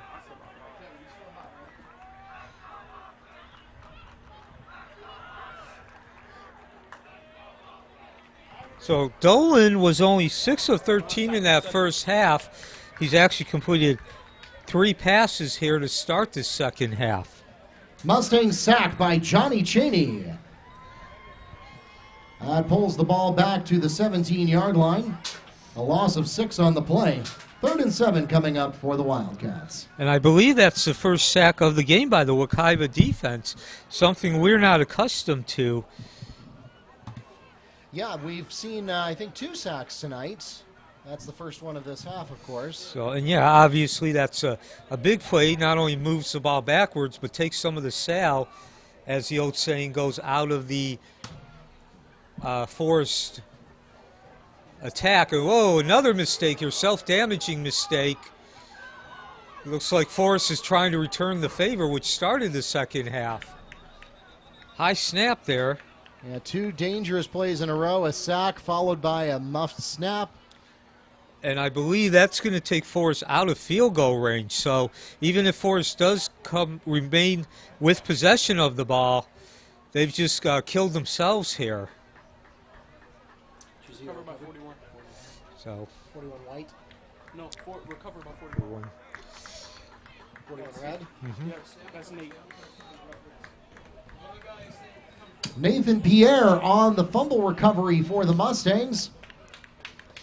That puts the ball all the way up to the 31-yard line, and the Mustangs will take over from there. So, Neil, all's well that ends well. as you like to say, Forrest donates a big play there to the Wekiva cause. Yeah, that was, good for Nathan Pierre on being with the heads-up play, able to get the ball back for the Mustangs, but there was nothing Wekiva did that forced that to happen in the first place. Yeah, definitely the kind of play that turns the coach's hair gray. The kind of play that just a self-damaging mistake, and it opens up the door for the opponent to gain some momentum back. Chad Davis on the carry for a gain of 2. Did you see the tackle? Oh, it was a game tackle. And, I was all set to compliment both teams here at the start of the second half. Neither team turned the ball over in that first half, even though the score was 21-0. A very good job of taking care of the ball. And now we've had a turnover by both teams. Intended for 29. Pass bounces off of Jamon Coleman and falls incomplete. 3rd and 8 coming up for the Mustangs. So certainly an opportunity here for Wekiva to put that fumble at the beginning of this half behind them, build some momentum, establish their game again. Of course, they are up 21-0, so they do have the advantage of having some room as far as being able to make a few more mistakes, and they do have more options, can take a few more risks. 81 Fletcher. The pass is complete to number 81, Fletcher Charles. Tackle. He was pushed out by.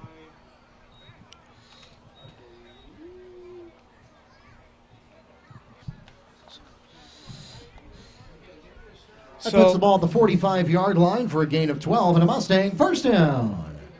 So that's a very important play for Wekiva here. Again, they don't necessarily need to score points. They just need to keep possession of the ball. Obviously, the first down allows that possession to be maintained. Pass intended for Fletcher Charles, incomplete. 2nd and 10 coming up for Wekiva. But as I talked about at the end of the first half, getting that first down is really a blueprint for what Wekiva can do against this Forest defense there. Again, nothing fancy. A nice little hitch route there. Get your players, your skill players out in open territory and let them do the rest. And we're going to see another play here. This time, though, really good defense by Forrest. Quick to read and quick to wrap up and complete the tackle. The pass is complete to Assad Wasim, but he's wrapped up immediately by the Wildcat defense. Tackle. So your total yardage is 200 to 67 in favor of Wekiva as we start to get deeper into the second half here. Forrest only able to get 22 yards on the ground, 45 in the passing game. Wekiva, 128 passing, 72 rushing. So again, Wekiva likes to rush the ball. They are not rushing it more than passing, but far more balanced than Forrest. Pass is complete to Amari Thomas. Tackle made by Devontae Walker. Fun facts for the night. Probably won their first football game in history. Reverse half, kickoff classic.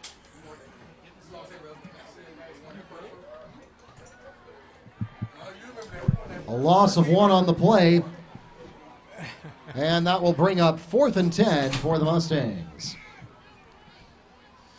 So nice job there by Forrest, being able to come up with not allowing a big gain there 3 straight times. Wekiva does get the first down. Now we got some issues there.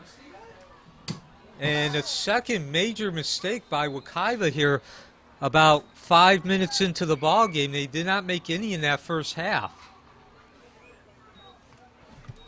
Larry Preston is able to get the snap under control and at least avoid losing yardage on 4th down. He gets the ball up to midfield to the 50-yard line, but that will turn the ball over on downs to the Wildcats. So now Forest with a golden opportunity.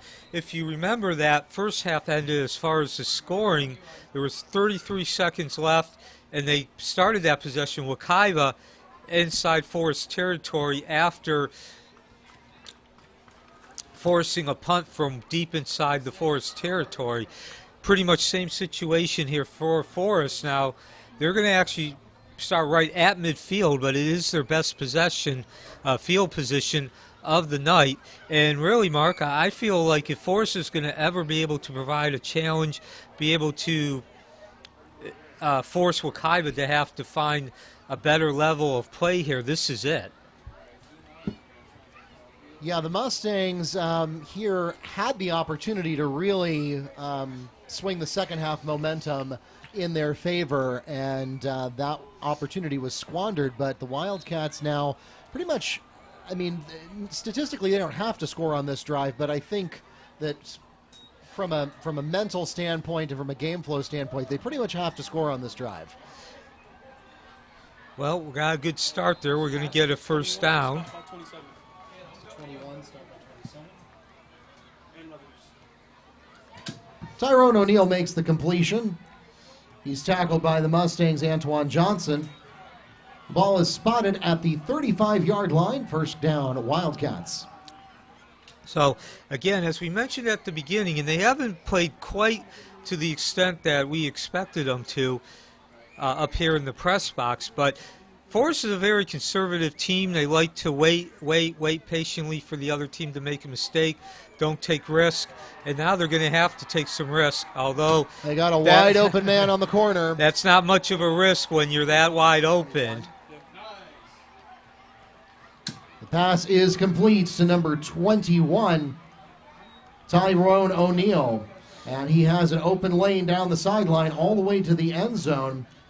And that is good for a 35-yard Wildcat touchdown. So, Mark, I'm not sure what happened there. I mean, obviously, in the general sense, that was blown coverage. There was nobody within the receiver. O'Neill, you and I, Mark, we could have waited for a bus, ride that bus for the whole route and come back. And he still would have been wide open. That's how blown the coverage was. But I'm not sure why the coverage was blown so badly. Grayson Waters' extra point is good, and the Wildcats cut the Mustang lead to 21-7 with 5 minutes, 53 seconds remaining in the third quarter. What's the number? Huh? Yeah, 41. So, Mark, we talked about a great opportunity for Wekiva to really pretty much put the victory away, seal the deal, to use an old cliche here. Had an opportunity to put the lead up to 28-0. Even if they didn't score, you want to come out, get a couple first downs, and take some time off that board and establish your game again and just be able to maintain the momentum. None of that happened. Not only did none of that happen, but the momentum has now swung over to Forest. They've come down, got their best field position of the game, and they took advantage of it, turned it into a touchdown, and what was a 3-touchdown lead is now only 2, as we've just gone past the halfway point of the third quarter. And we're going to get a high-risk play here. 54. Peterson. Is that onside? Mm-hmm. Oh, yeah, Pooch. I guess an onside kick technically is on the ground. Right. About where was he when he took it? Peterson juggling on the return. He gets inside Wildcat territory to the 43. About where was he when he picked it up? He was about It was about 10 yard. Yeah, like 10 yards behind. So, it seems like history is repeating itself here, Mark, as now Wekiva gets the ball in excellent field position on Forest's side of the field.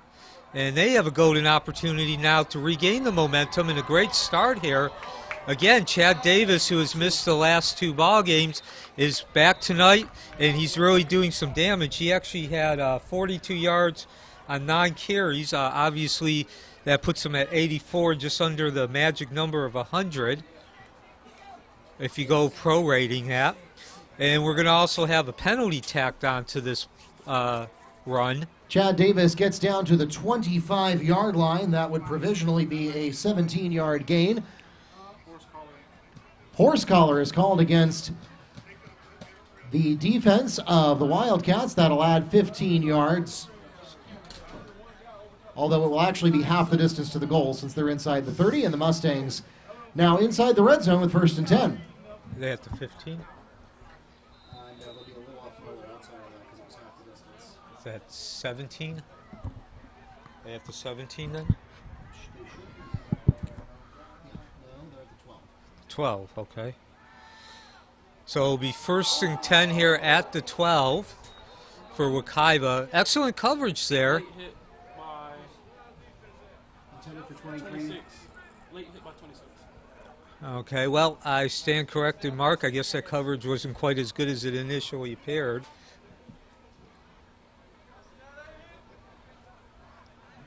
Flag on the play. The pass intended for Assad Wasim falls incomplete. So now we talked about how this half has really started off with self-damaging mistakes, where we didn't see a lot of mistakes in the first half. No turnovers, only 6 penalties combined. I believe we've seen just as many mistakes here in just 6 minutes of the second half. Personal foul, helmet-to-helmet contact is called against the Wildcats. That is another half the distance to the goal penalty, an automatic 1st down. 1st and goal, Wekiva. So as you just mentioned, Mark, that's a 1st down, and the distance is only 6 yards, so that's not really important. Getting that 1st down is another 4 opportunities to move the ball 6 yards. And, of course, that provides Wekiva with pretty much the whole range of options as far as the play call here. Not only they already had that option because they were up by 14 and moving the ball, but now you also have even more, the range and the diversity of play calls is further intensified because you're now down at the 6 with 4 plays to get it into the end zone. Amari Thomas on the carry for the Mustangs. So Wekiva tries running it up the middle there. And, you know, Mark, so far Wekiva tonight has been very, I'd say for the most part, successful in running that ball up the play. But I'm not a big proponent of running the ball up the play. Again, if I'm an offensive coordinator, I give it a shot on 1st down. 23. But after that, I pretty much let the attempt go. 8. No, 9. Pass is complete to Assad Wasim. Tackle is made by Christian Torres. That puts the ball at the 2-3-yard line, and it is enough for a Mustang 1st down, 1st and goal. Is that 4 yards?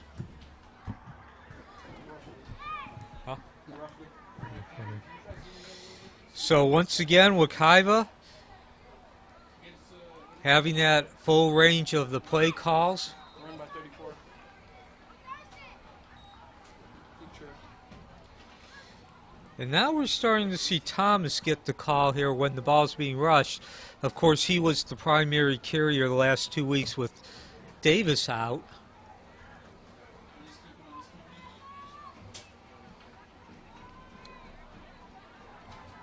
Thomas runs there for a loss of 1.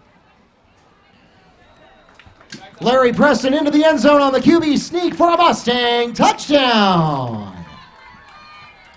So now they just tell Larry to take the ball himself. Again, nothing fancy, just run it right behind your center, between the tackles, and see who's got the who can physically push which line back. So again, Wekiva with a bad start to this half, fumbling the opening kickoff, and then giving up the touchdown. But they do respond after those couple of series of self-damaging mistakes here. A nice drive, taking it down the field. 57 yards again, or excuse me, 43 yards. Again, excellent field position.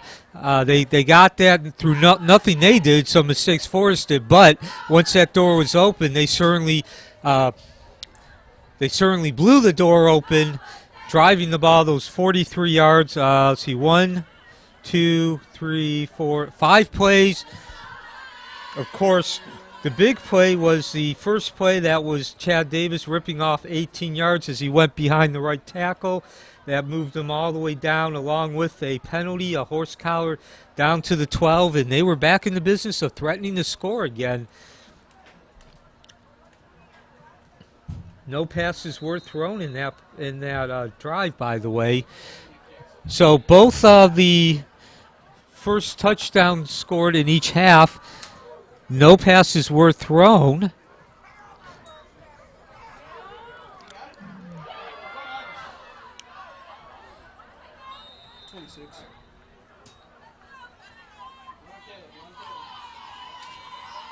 Zion Edwards on the return for the Wildcats. Where did he pick it up? He picked it up about the. I say that. That's how I'm trying to direct it. Wrong, 30, maybe 30. Wildcats will start from their own 38-yard line. And there happens to be 3 minutes and 38 seconds left in the third quarter, Mark. If we were playing poker, we'd have a 4 of a kind. We'd actually have a full house.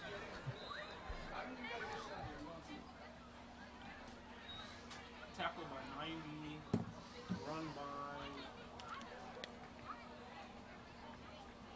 21. 24.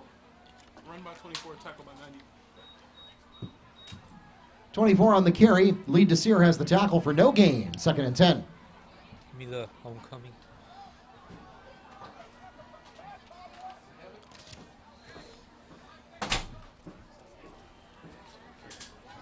Wildcats going long. They've got a man open, and good coverage by the Mustangs. Broken up by 27.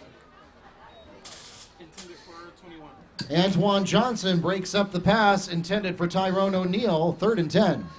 Yeah, and there's where you see having this 21-point lead really comes into play. Ocala is not a team that goes downfield often there. Give them credit for making the attempt, but they really did not look very comfortable with the attempt to go long down the field long. And well, we got an opportunity here again. If you did miss the halftime show, tonight is homecoming. Congratulations to all of the members of the homecoming court, and in particular to Jordan Smith, named homecoming king, and Michaela Bertrand, named the homecoming queen. So certainly they are going to enjoy their next couple of days here as the dance is tomorrow. The pass is intercepted by Antoine Johnson, and the Mustangs are back in control. Where did he pick it off? He picked it off around there, 30, maybe 38. So once again, with this 21-point deficit, Forest forced into going to some of the longer passes. They're more of a close to the vest, don't take risk, don't put yourself in a position where you make a mistake, which opens the door for the opponent type team. Unfortunately, they had to go downfield long, and we see the results there. It looks like Wekiva now is starting to reach that point, or being behind has now reached that point where the pressure is starting to turn into tangible results. 2 turnovers in this half already for us as we have an injury on the field.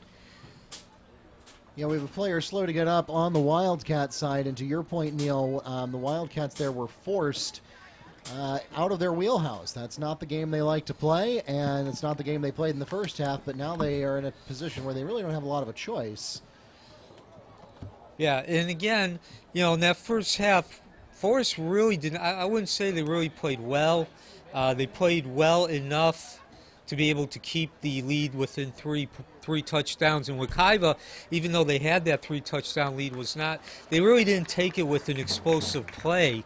It was more of a very methodical, more of a slow, if you will, pace as far as taking control of this game and exerting their physical presence. Now you're starting to see the plays come more to the more explosive type. Antoine Johnson shaken up on the play. He's able to make his way off the field with the assistance of our athletic training team. And that was my mistake. Initially, I thought it was a Wildcat who was down, but it was actually Johnson. So the good news is he is putting some weight on that foot. Looks like his injury may be less severe than Brendan Sears was last week. So hopefully that's just a momentary setback for him. And we'll see him back in action either later tonight or next week at the latest. Also want to point out here, too, a key fact, haven't had a chance to talk about, but Larry Preston, he's been efficient as far as completions. He was 5 of 10 in the first half, so only 50% and only 5 completions, but 128 yards on those 5 completions, an average of 25 and change. And we're going to go Preston again goes here. way deep, and the pass intended for Harleonte Reed falls incomplete. That was a nice idea there, but Reed was just not able to get far enough ahead of the secondary. And again, when you have a 21-point lead, you can go for the throat like that. Again, no harm, no foul. Wekiva still has a 21-point lead.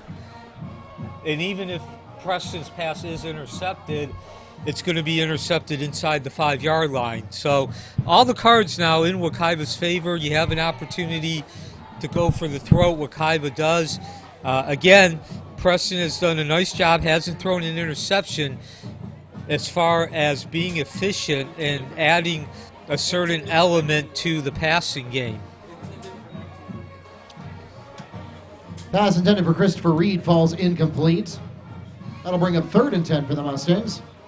And I mentioned this towards the end of the second half, but first half. I want to bring it up again. Not only has Preston been efficient as far as 25 yards plus change with each of his completions, but he's done a nice job of deciding what type of pass to throw. 2 touchdown passes. The first was an over-the-top lead pass, put it where only your receiver can catch it out in front of him. And then the second touchdown, which came with 33 seconds left in the first half. Larry Preston, trying to be aware of his position on the field, will get a couple of extra yards on that play on the QB keep, and it is indeed enough for a Mustang first down. The second pass that Preston threw there for a touchdown, complete opposite of the first. That was more of a line drive pass, got thrown on a rope right into the chest of your receiver, and got to make sure that the ball's in the air before the receiver even completes his route. It was a hitch, a return, where the receiver runs out a certain amount and then turns around, and the ball's supposed to already be in the air, perfectly thrown. And he's continued that here in the second half. Again, as you saw, I think the biggest thing, and again, this is one of my pet peeves, being a former player and someone who's covered the game for over 30 years now, the biggest thing a quarterback can do is not make the mistakes which puts his team in bad positions. Larry Preston on the QB keep. The tackle is made for the Wildcats by Christian Torres. A gain of 7 on the play, and it brings up 2nd and 3. So good work by Preston on the last couple of plays. Yeah, this time it's going to be a handoff to Thomas.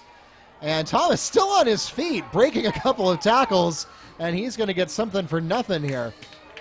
Yeah, got to the outside there, some weaving, some juking and jiving, and like you said, Mark, turn a loss into not much of a gain, but still a gain. Gain and is it's an better important than gain a because loss. it was just enough for a Mustang first down. Yeah, that puts the ball at the 20-yard line. Keeps the clock running too, Mark. A minute left here in the third quarter.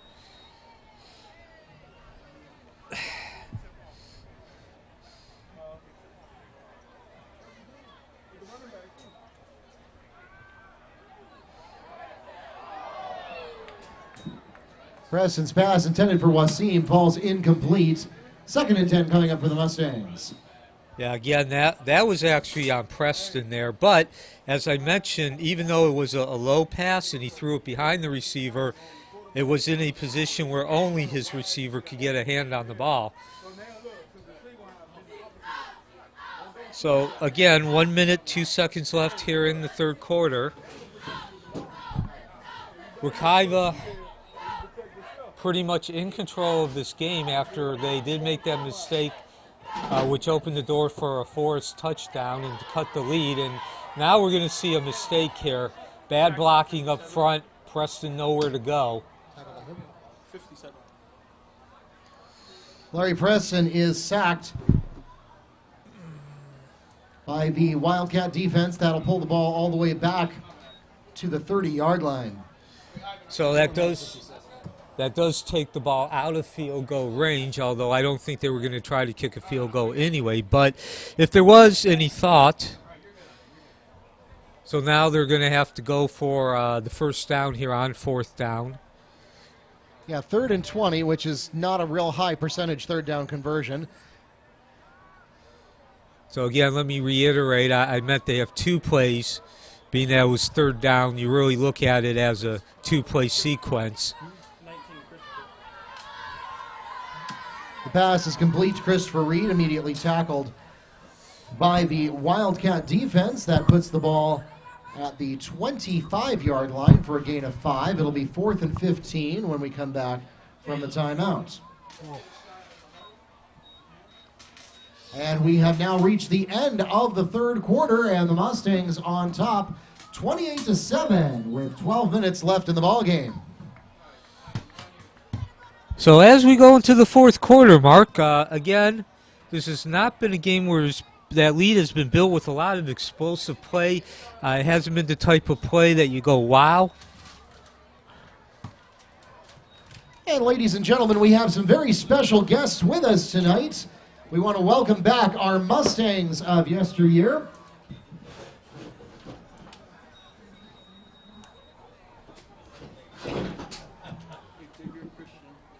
On this special homecoming night, we have our 2011 prom king, number 28, Upton Fisher.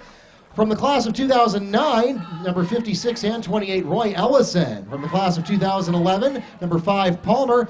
From the class of 2009, number 53, Wilson. From the class of 2009, number 31, C.S. Allen. From the class of 2011, number 2, Starr. From the class of 2009, number 17, Bryce. From the class of 2011, number 75, Daniel. From the class of 2010, number 6, Kevin. From the class of 2010, number 99, Gregory. From the class of 2009, number 8, Dite. From the class of 2009, number 11, Marlon Thomas. And we also want to extend our special thoughts to Elgin Jefferson, who's recovering in the hospital tonight. He is number 98 in the class of 2011. And we're going to have a pass interference there. That pass was intended for Assad Wasim falls incomplete, and there is a flag on the play. So again, that was really set up by Preston's the pass itself there. Pass put in a position where only his receiver could catch it. And nice decision as far as what type. Nice arch, nice touch, and allowed his receiver to get underneath that ball.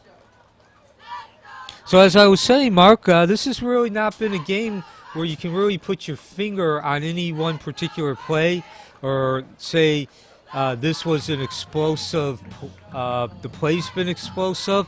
It's just been a very methodical taking the lead and then building that lead. Wekiva's pretty much gained 4 or 5 yards per play. Of course, they've had 2 touchdowns tonight of over 30 yards. But other than those, I don't believe there's been any gains of more than about 5 yards. You throw those out, your average gain is about 4 yards. Just keep moving the ball 4 yards down the field, and the next thing you know, you're inside the red zone. That's pretty much been the MO for Wekiva tonight as far as the feel in which they have taken the 28-7 lead.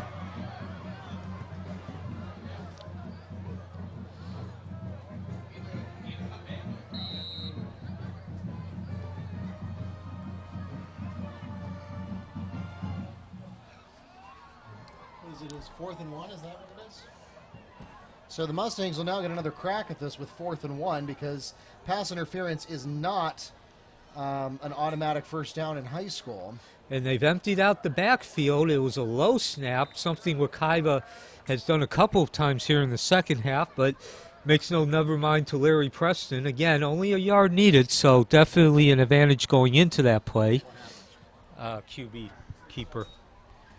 Larry Preston on the QB keep, and he gets down to the 8-yard line, which is just enough for a Mustang first down. So again, Mark, when you only need a yard and you're pretty much starting from at least 5 yards behind the line of scrimmage, it's really hard for the defense to stop the ball carrier.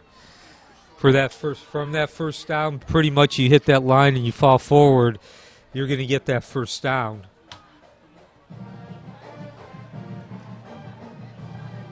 Preston doesn't see anything he likes, and he's just going to have to protect the ball at this point. Who sacked him?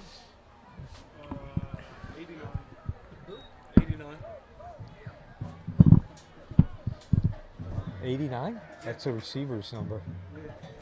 Lafferty on the sack. That pulls the ball back to the 10-yard line for a loss of 2. Second and goal from the 10.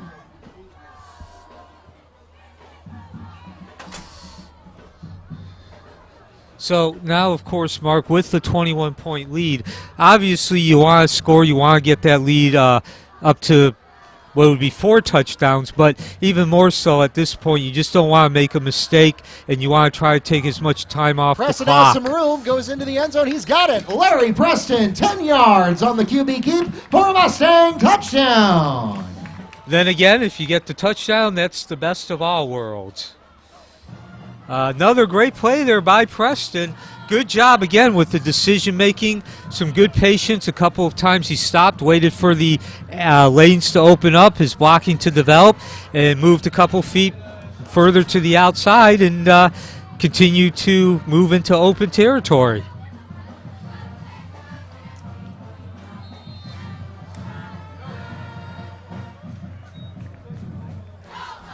Brian Wilson's extra point is good. The Mustangs extend their lead to 35-7 with 10 minutes, 23 seconds remaining in the fourth quarter.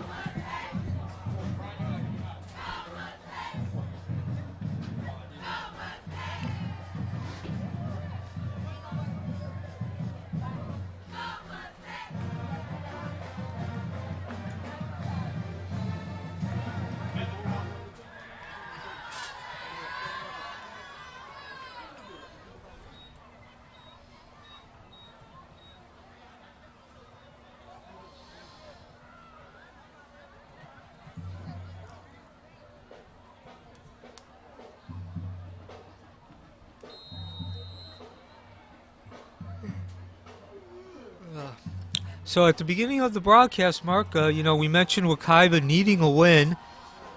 Obviously, they had no longer had the opportunity to win the district, and they had fallen to 5th in the seedings for the Region 1 of the FHSA postseason tournament. But just from the standpoint of having some momentum, regaining some confidence, they certainly needed a victory.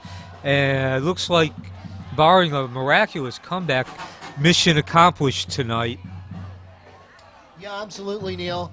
And we're now actually one score away from talking about a mercy rule situation. Yeah, the running clock.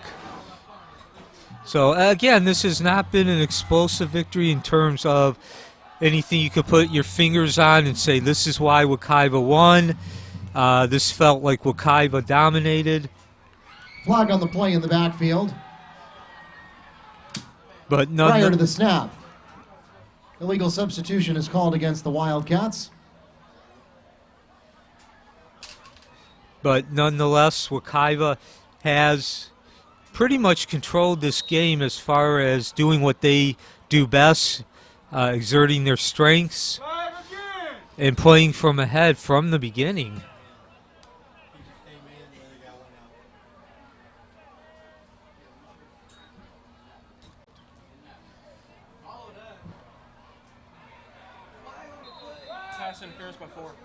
Pass intended for number 24.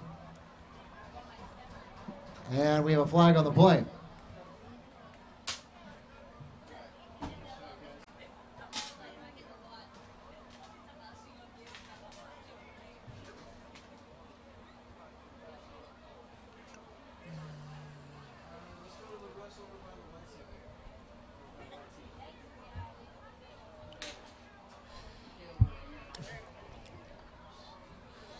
So, of course, looking down in front of us, Mark, you can see Brendan Sayre. He was taking some snaps there. Obviously, we also mentioned, unfortunately for Brendan as well as the Mustangs, he will be out for the rest of the season with a left leg injury. Interference is called against the Mustang defense. That's a 15-yard penalty from the previous spot. First down, Wildcats. Yeah, and Neil, one of the things that we haven't talked about so much tonight is that by virtue of the fact that Larry Preston is in at quarterback, and it's good news for the Mustangs that they have someone who has that kind of experience at the quarterback position, but it also takes him away from some of the other positions that he plays well. Yeah, that is a point. So, Connor Dolan on the QB keep. Tackle is made for the Mustangs by number 31, Azion Scott. A gain of 5 on the play, perhaps 4. That brings up 2nd and 6. So what I also wanted to mention too, Mark, is obviously with Brandon out, Wekiva is going to have to make the adjustment.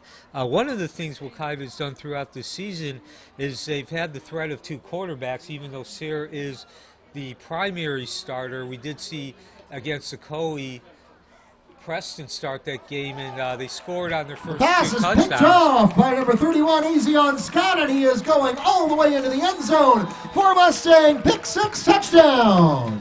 So just to finish up that thought here, as we are now in a running clock, if the PAT is good, Preston started the game against Ocoee. They scored, Wekiva scored on its first 2 possessions. They ran, I believe, 26 plays through 2 passes out of those 26 to show you how much the field and the tactics and strategy changes when Preston's in, and that's a great threat. Wekiva no longer has this threat with Sayre being out, the 2 QBs.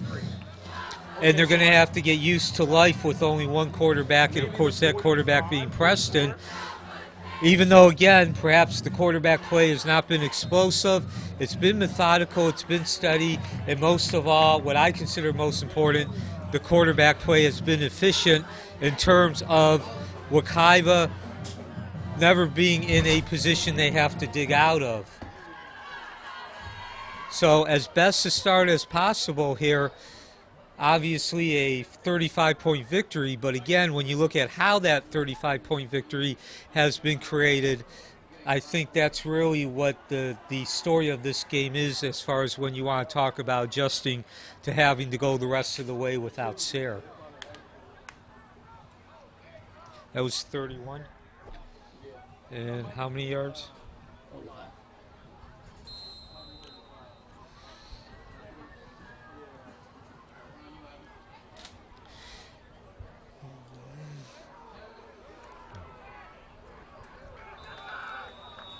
Covered by 8. Was it a fair catch or was it? Did he run it? We picked it up at around like the 4. Yeah, by 8. So Kendall Wilson makes the recovery for the Mustangs on the pooch kick, and that means Wekiva will get another possession starting at the 30-yard line. And again, Mark, we are now in a running clock, and we just went under 8 minutes. So while I mentioned, since we are in a running clock, of course, tonight is homecoming. Congratulations to all the members of the homecoming court. But also, we've got the opportunity on the lighter side to see Max the Mustang a few times tonight. Yes, Mighty Max out in force. Past the 86, tackle by 11. Pass is complete to Harleonte Reed. Zari Singleton has the tackle. And, of course, Max looking in fine form. Obviously, it's homecoming. You want your mascot to be and have his A game tonight. And we also got an opportunity to see him this afternoon at the pep rally. Yes, indeed. And here we're going to have the Mustangs going backwards. So, Sacked by Michael Carrison. So it's going to be a good night, a good homecoming for Wekiva. Loss of 5 on that play. 3rd and 15 coming up from the 35-yard line.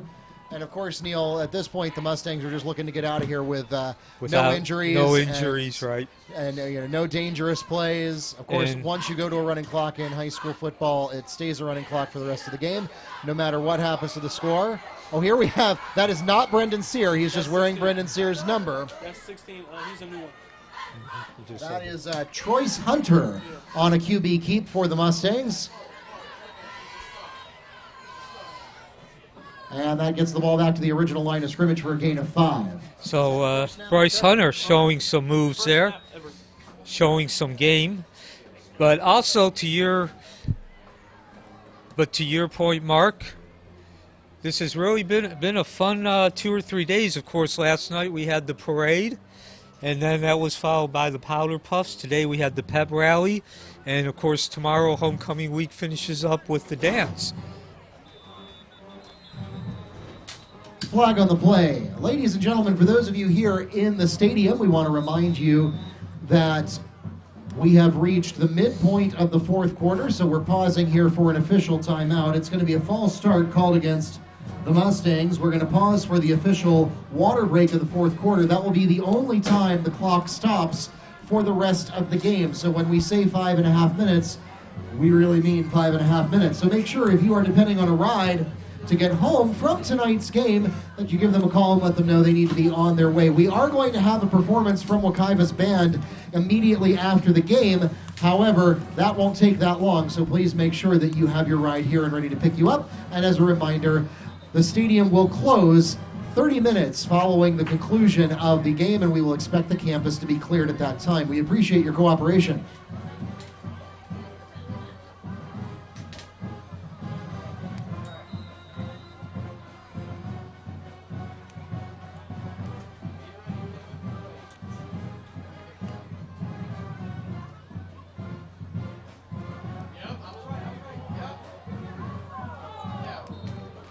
Pass intended for Harleonte Reed is broken up by Xavion Clayton. So underthrown there, allowing the DB to get his hands on the ball. And Was that Preston back in? Huh? Was Preston back in just now? That's still a choice. And again, I think that's something with some more experience, some more snaps. You don't put that much air under the ball. You get a little bit more force down the field. A little bit, just a little more. Yeah, that was Troyce Hunter, our JV quarterback, playing varsity this week, so that we have 2 on the roster. Yes, taking his first snaps at the varsity level. I have to say, though, at least as far as how he looks and his body language, certainly looks like a man who will be running the varsity offense in a year or 2. Keep by 15, pushed out by 31.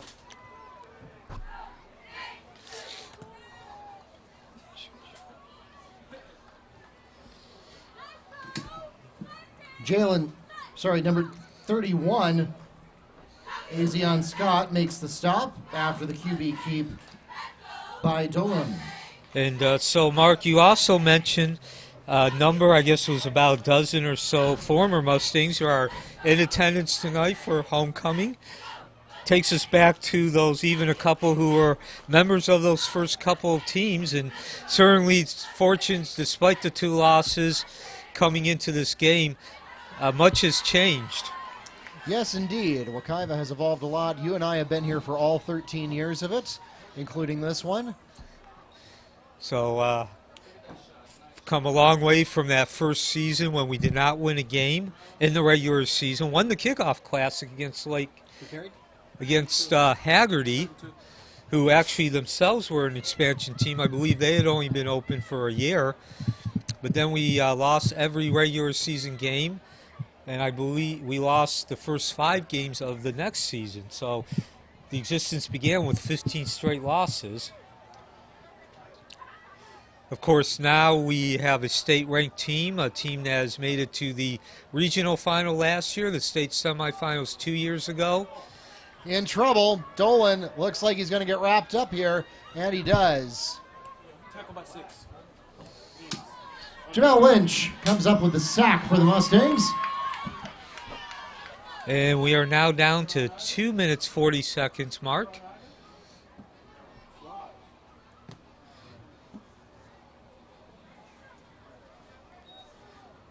A loss of 5 on the sack, 3rd and 15 coming up for the Wildcats.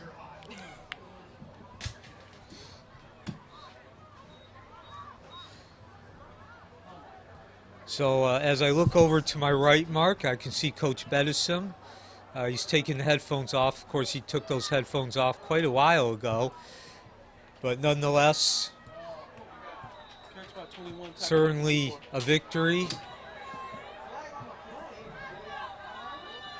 Pass is complete to number 21, Tyrone O'Neal. It's Quincy. Who was the tackle again? Tackle was 54. Quincy said, get that. All about capturing the moments. And as we are now under 2 minutes left here, actually the clock has stopped for an official's timeout, but we'd like to go ahead and acknowledge our video crew. Of course, they are part of the radio TV program here. Keith Dickerson's the instructor. They've done a very good job tonight, and we always enjoy working with them. Yes, absolutely. The broadcast production team at Wekiva, second to none. We had a 3-camera setup going tonight, trying to bring you professional quality sports coverage, and we appreciate all of the students and teachers that are involved in that. And here we're going to get an unsportsmanlike conduct is called against the Wildcats, 15-yard penalty from the end of the play, and a repeat of 4th down. So, yeah, Mark, who knows? You know, maybe one day we'll see one of these young men or women.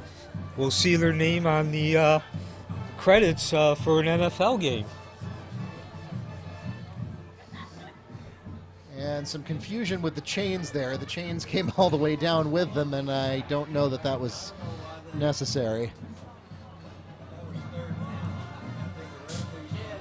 Yeah, I believe that they thought it was over on downs, and it was not. It was actually 3rd down. Of course, at this point, it really doesn't matter. We just need to get the clock moving again.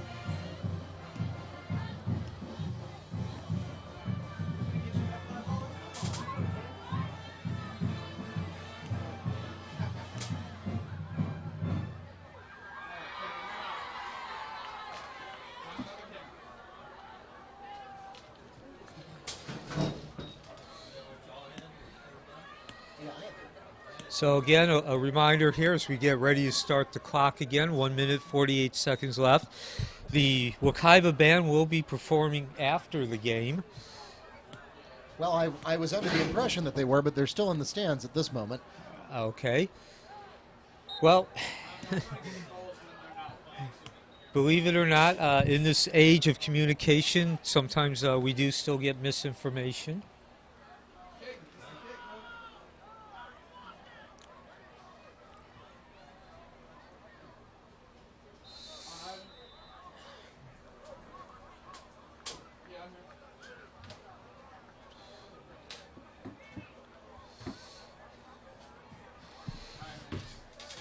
Once again, ladies and gentlemen, we want to remind you, if you have not already done so, please make sure your rides are on the way, as we are in a running clock situation, and we would like to clear the campus as promptly as possible after the conclusion of tonight's game. We appreciate your cooperation, and we will see you all tomorrow. So in one last time here, as we're now under a minute, I think Max the Mustang is making his final rounds. He's right in front of us, shaking hands with some young Mustang fans. Just like to say good job to our mascot. Always a lot easier to do that job when you win homecoming, but nonetheless, brought his A game this week. And I think that's pretty much going to do it here, Mark, as the clock now is under 20 seconds and the players have come over to the sideline.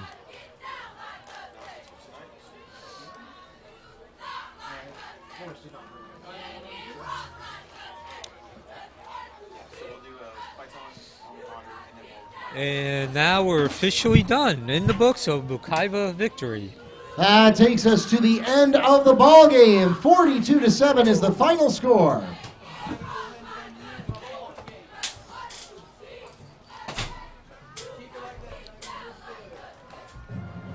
Yeah, thanks.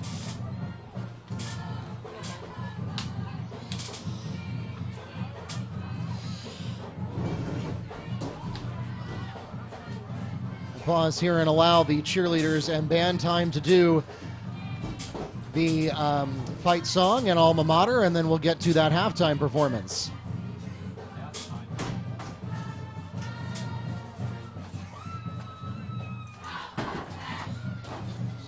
Hey, whoa, I lost it. Okay.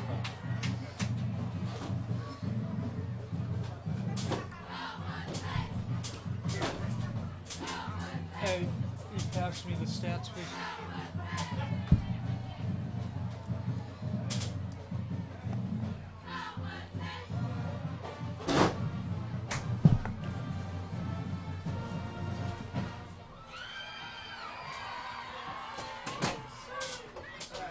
During the band show, just give me a little bit of room at the bottom and then we'll flop the show.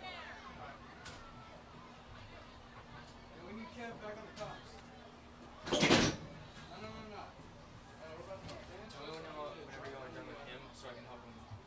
We're going to cover the show. Bring down the cameras a little bit. And the band is going to do the alma mater, and then they will clear out and head down to the field for their show. Yeah, you can zoom out. How's that? This part, how's that? Good shot. Alright, you're good, man, you're good.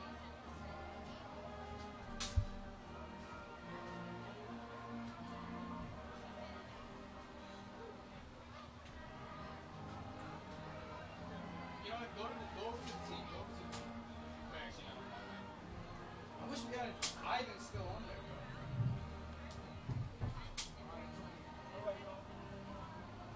No, I'm not going to check.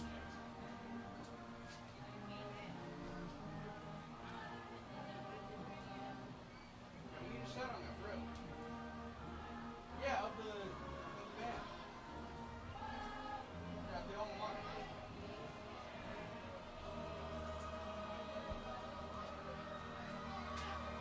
Move left a little bit. Well, you got the band, it's not the team.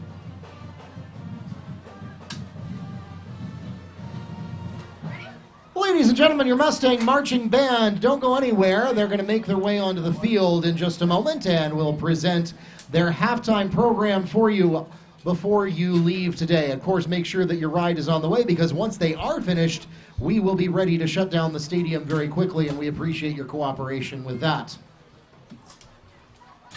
And while we wait for the bands to relocate, we'll bring it up to the press box. I am joined here by Neil Fisher from the Apopka Chief, Mark Barchi, the voice of the Mustangs, here with you as we have been all season. And Neil, that was just what the doctor ordered for Wekiva, a win in convincing style. Just about everything went right for Wekiva. There were a couple of scary moments with turnovers, but all in all, this is a game that the Mustangs can look back on and say, hey, we did exactly what we needed to do.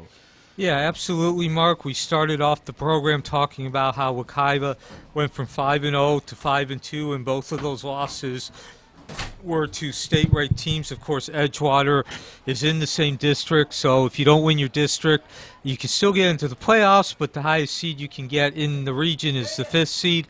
That was a big blow, and then, of course, they came out against Dr. Phillips, and for lack of a better way of putting it, and I try not to be too harsh, but there's no other way to really say it. They laid an egg, losing 35-7. In that particular game, as I mentioned several times, it looked like they had a hangover after giving up the 31 consecutive points against Edgewater. So, again, this was a game when you look at it on paper for no other reason than just skill and talent. Wekiva should have won, and they should win by at least 2 or 3 touchdowns, and that's what happened tonight. But saying and doing it are two different things. This was a game, if for no other reason, you mentioned, of course, that does have tangible implications towards the playoffs, which I just explained. But for no other reason than just the fact that you need to start to get some momentum, get your confidence back, and really get back to doing what allowed you to win those first 5 games. All right, now I did make a promise while the band is relocating and we wait for them to be ready to present their halftime program. I made a promise to one of our broadcast production students at halftime that if he would help me spot and keep statistics for the rest of the game, that I would return the favor. So Nadir Clark has a question for Jasmine Boyce. Where are you, Jasmine, if you're still here? Nadir has apparently waited until the very last possible second to ask this question. But he was wondering if you're busy tomorrow night, and if not, if you would be willing to accompany him to the homecoming dance. Yes, sir. You want to get that? Yeah, yo, get a shot of that, Kevin. Get a shot of that. On the left. On the left. They're gone? Oh, dang, they're gone. All right. Well, it's always nice to do something kind for a friend. And we do appreciate Nadir and the entire team at the broadcast production program. We were struggling tonight, Neil, more than usual because we had the Wildcats with some unusual uniform designs. Of course, their school colors are green and gold. And when you're on the away team, you customarily wear white.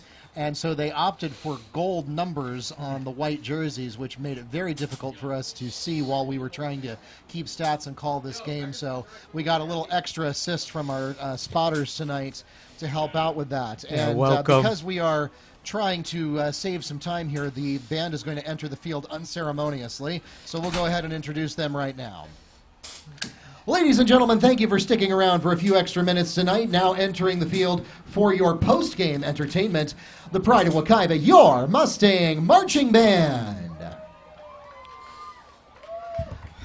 The Marching Mustangs are under the direction of Mr. Joshua Grosteklos. The color guard is under the direction of Mr. Michael McKee. The associate director is Mr. Frank Taylor. The brass tech is Mr. James Dawson. And the percussion instructor is Mr. Robert Cross. The Marching Mustangs are under the field command of drum majors Layla Allen and Amaria Patrick. The band captain is Antonio Martinez, and the lieutenants are Alyssa Sanchez and Caleb Edwards. The drum captains are Jacob Saris and Jonathan Williams, and the guard captain is Shelma Demosthane. The Wekiva Marching Mustangs are proud to present to you tonight their 2019 field show, Fusion, featuring the music from Cirque du Soleil. Selections tonight will include Distorted from Lanuba, Journey of Man and Youth from Journey of Man, and Incantation from Quidam.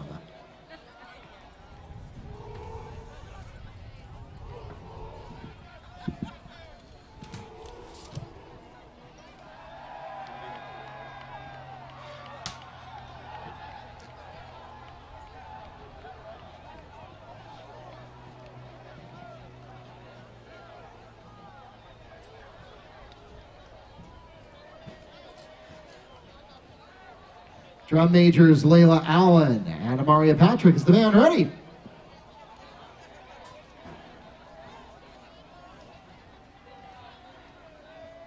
Thank you. We now present Fusion.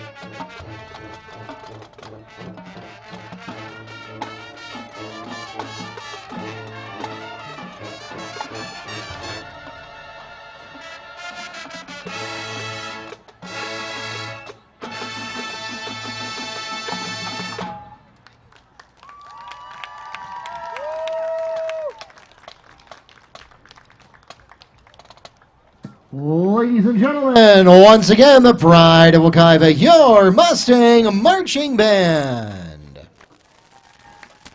Thank you so much for coming out tonight to support your Mustang and Wildcat athletes. Special thanks to those members of our alumni classes for their joining us tonight, and congratulations once again to our homecoming court, and especially our king and queen for this year. Once again, Jordan Smith and Michaela Bertrand. We'll see you tomorrow night at 8. Please drive carefully and arrive home safely, and have a great night. And now, for those of you joining us online, we'll pull it back in to the press box so that our broadcast production team can clear off of the top of the box and start putting some equipment away so they can go home and get ready for the dance tomorrow night. So, as we said, Neil, earlier, this was just what the doctor ordered for Wekiva. This game is probably not really going to make a substantive difference to the points. It's a win, but it's a win over a relatively lower-ranked team. So in terms of RPI, it's probably not going to change the math that much for Wekiva. This was kind of a must-win because a loss to a team that has a 3-3 record would definitely damage the RPI. So this was kind of a must-win game. Next week is arguably also a next week is a bye, but the following week is arguably also a must-win game against South Lake. That's also another district game and another school that Wekiva is not that familiar with because they were not in our classification, much less our district, until this year. And so then the Mustangs have probably, you could argue, their second biggest challenge of the year. If it wasn't Edgewater, then it's definitely Apopka. And that's going to be how they finish out the season. That is a game, I mean, obviously, from a momentum standpoint and from a school spirit standpoint, it's a game they feel they need to win. But from a statistical standpoint, as far as how it impacts the RPI, having won tonight, if they win at South Lake in 2 weeks, it is likely that the outcome of the Apopka game will not put them in or out of the playoffs one way or the other. It may possibly change what seed they get going into the playoffs. But if Wekiva could win tonight, as they did, and if they can win again in 2 weeks, that should pretty much lock in a wild card spot for them. Although, as we mentioned earlier, a district championship and a home seed to open the playoffs is essentially out of reach at this point. Yeah, absolutely. So that, I think you pretty much summed up the big picture of the playoffs. And again, just a quick reminder, since this is homecoming, we're sitting up here talking about how they gave up their opportunity, or they lost their opportunity to be the number 1 seed because they lost to Edgewater, and they're 6-2, and those 2 losses leave a bad taste in the mouth, so to speak, because of how they affect the RPIs. But there was a time 13 years ago when this program first started that we didn't even win a game. It was 15 games before that first victory came regular season games. But going back to tonight's game, I don't think this was a game that the coaches are going to look back at and say is their best. But as you said, we needed a victory. We got a victory. They went out and they executed what they needed to in order to win. Looking at this game as far as a matchup on paper, the skill and talent alone, Wekiva should win. They should win by multiple touchdowns. But again, that doesn't necessarily mean that you will win. They're 2 different animals. Wekiva came out, and as I mentioned, this was not a game. Most games that wind up in the running clock, and for those of you who aren't familiar with high school football, that's 35 points in the second half. You tend to think of it as being explosive. You tend to think of it as having half a dozen highlight reel plays, something you can point your finger at and say, wow, that looks like a team that won by 35 points. We really didn't have that other than a couple of the touchdowns. Wekiva, in general, gained about 4.5 yards every play. They just kept matriculating the ball down the field, to use the old quote from Hank Stram, if you're my age in the 50s. Keep matriculating the ball down the field. They had a lot of 3rd and 3 yards or less to go. But what really, I think, the most important plays of the game were the first 5 plays, and that goes back to the fact that Chad Davis was back in the lineup. We mentioned he had missed the last 2 games, the running back, and you could really feel the difference there. Again, nothing explosive, nothing that was definitive or you could put your finger on and say that really sticks out, but you could definitely feel the feel was different in the fact that Wekiva had a purpose of how to win this game. That was rushing. They did pass the ball very well, but they used the rush in order to set up that pass. They went 12 plays on the very first drive. It was only 55 yards, but again, 55 yards gained on 12 plays means you're gaining about 4.5 yards. The first 5 plays were handoffs and rushes by Chad Davis.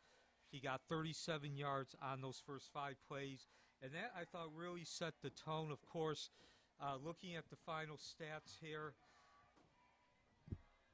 it was 270 yards to 136, which obviously coincides with the final 42-7 score. However, passing was actually 149 to 121 in favor passing to rushing. So they actually passed for more than the rushing, but again, they came out and they rushed the ball right away to set that tone of being physical and saying this is what we do well, and we got our big guy back in the backfield. And you just really felt like, again, it was a very methodical how to win a game performance. Absolutely, Neil, and I apologize there. I was looking down where you were talking. I was not ignoring you. I was just trying to clean up the stats because I was not ignoring you. I was trying to clean up the stats because we had some discrepancies from the roster that was provided to us from Forest, and so we try to make everything tick and tie at the end of the game. But to your point, Neil, we saw a lot of what we expected to see. The play selection shifted more to rushing because we had Chad Davis back. Yes, at least in the beginning. We had Chad Davis back. We saw some of those famous Larry Preston QB sneaks that we see even when he's not the starting quarterback. And we also saw Chad Davis become a major factor on the ground game, particularly in the first half. And to the point I made earlier was that as great as it is that Wekiva has someone who is capable and has experience coming in as a varsity starting quarterback in Larry Preston, the downside to Wekiva was that takes him away from being a wide receiver and from being a safety, which is the roles that he's been playing for Wekiva predominantly when he hasn't been in the quarterback position. And the question was going to be, would that be a factor for Wekiva tonight, that they lost some strength in the secondary because they lost Preston in that position, and they also lost Tamarian Foster, who had the fractured tibia. Would that impact the defensive line? The answer was no. Forrest was not able to challenge Wekiva in a meaningful way to take advantage of those cracks in the varsity team that they've established so far, and as a result, the Mustangs were able to put it on essentially cruise control in the second half, and then particularly when we had the pick six, I think that really sealed the game. I mean, it was already essentially a foregone conclusion at that point, but whatever wind may have been left blowing in the sails of the Wildcats certainly was let out at that point. We go to a running clock. We finish the game. A great way for the Mustangs to celebrate homecoming. Big victory. The crowd certainly was into it.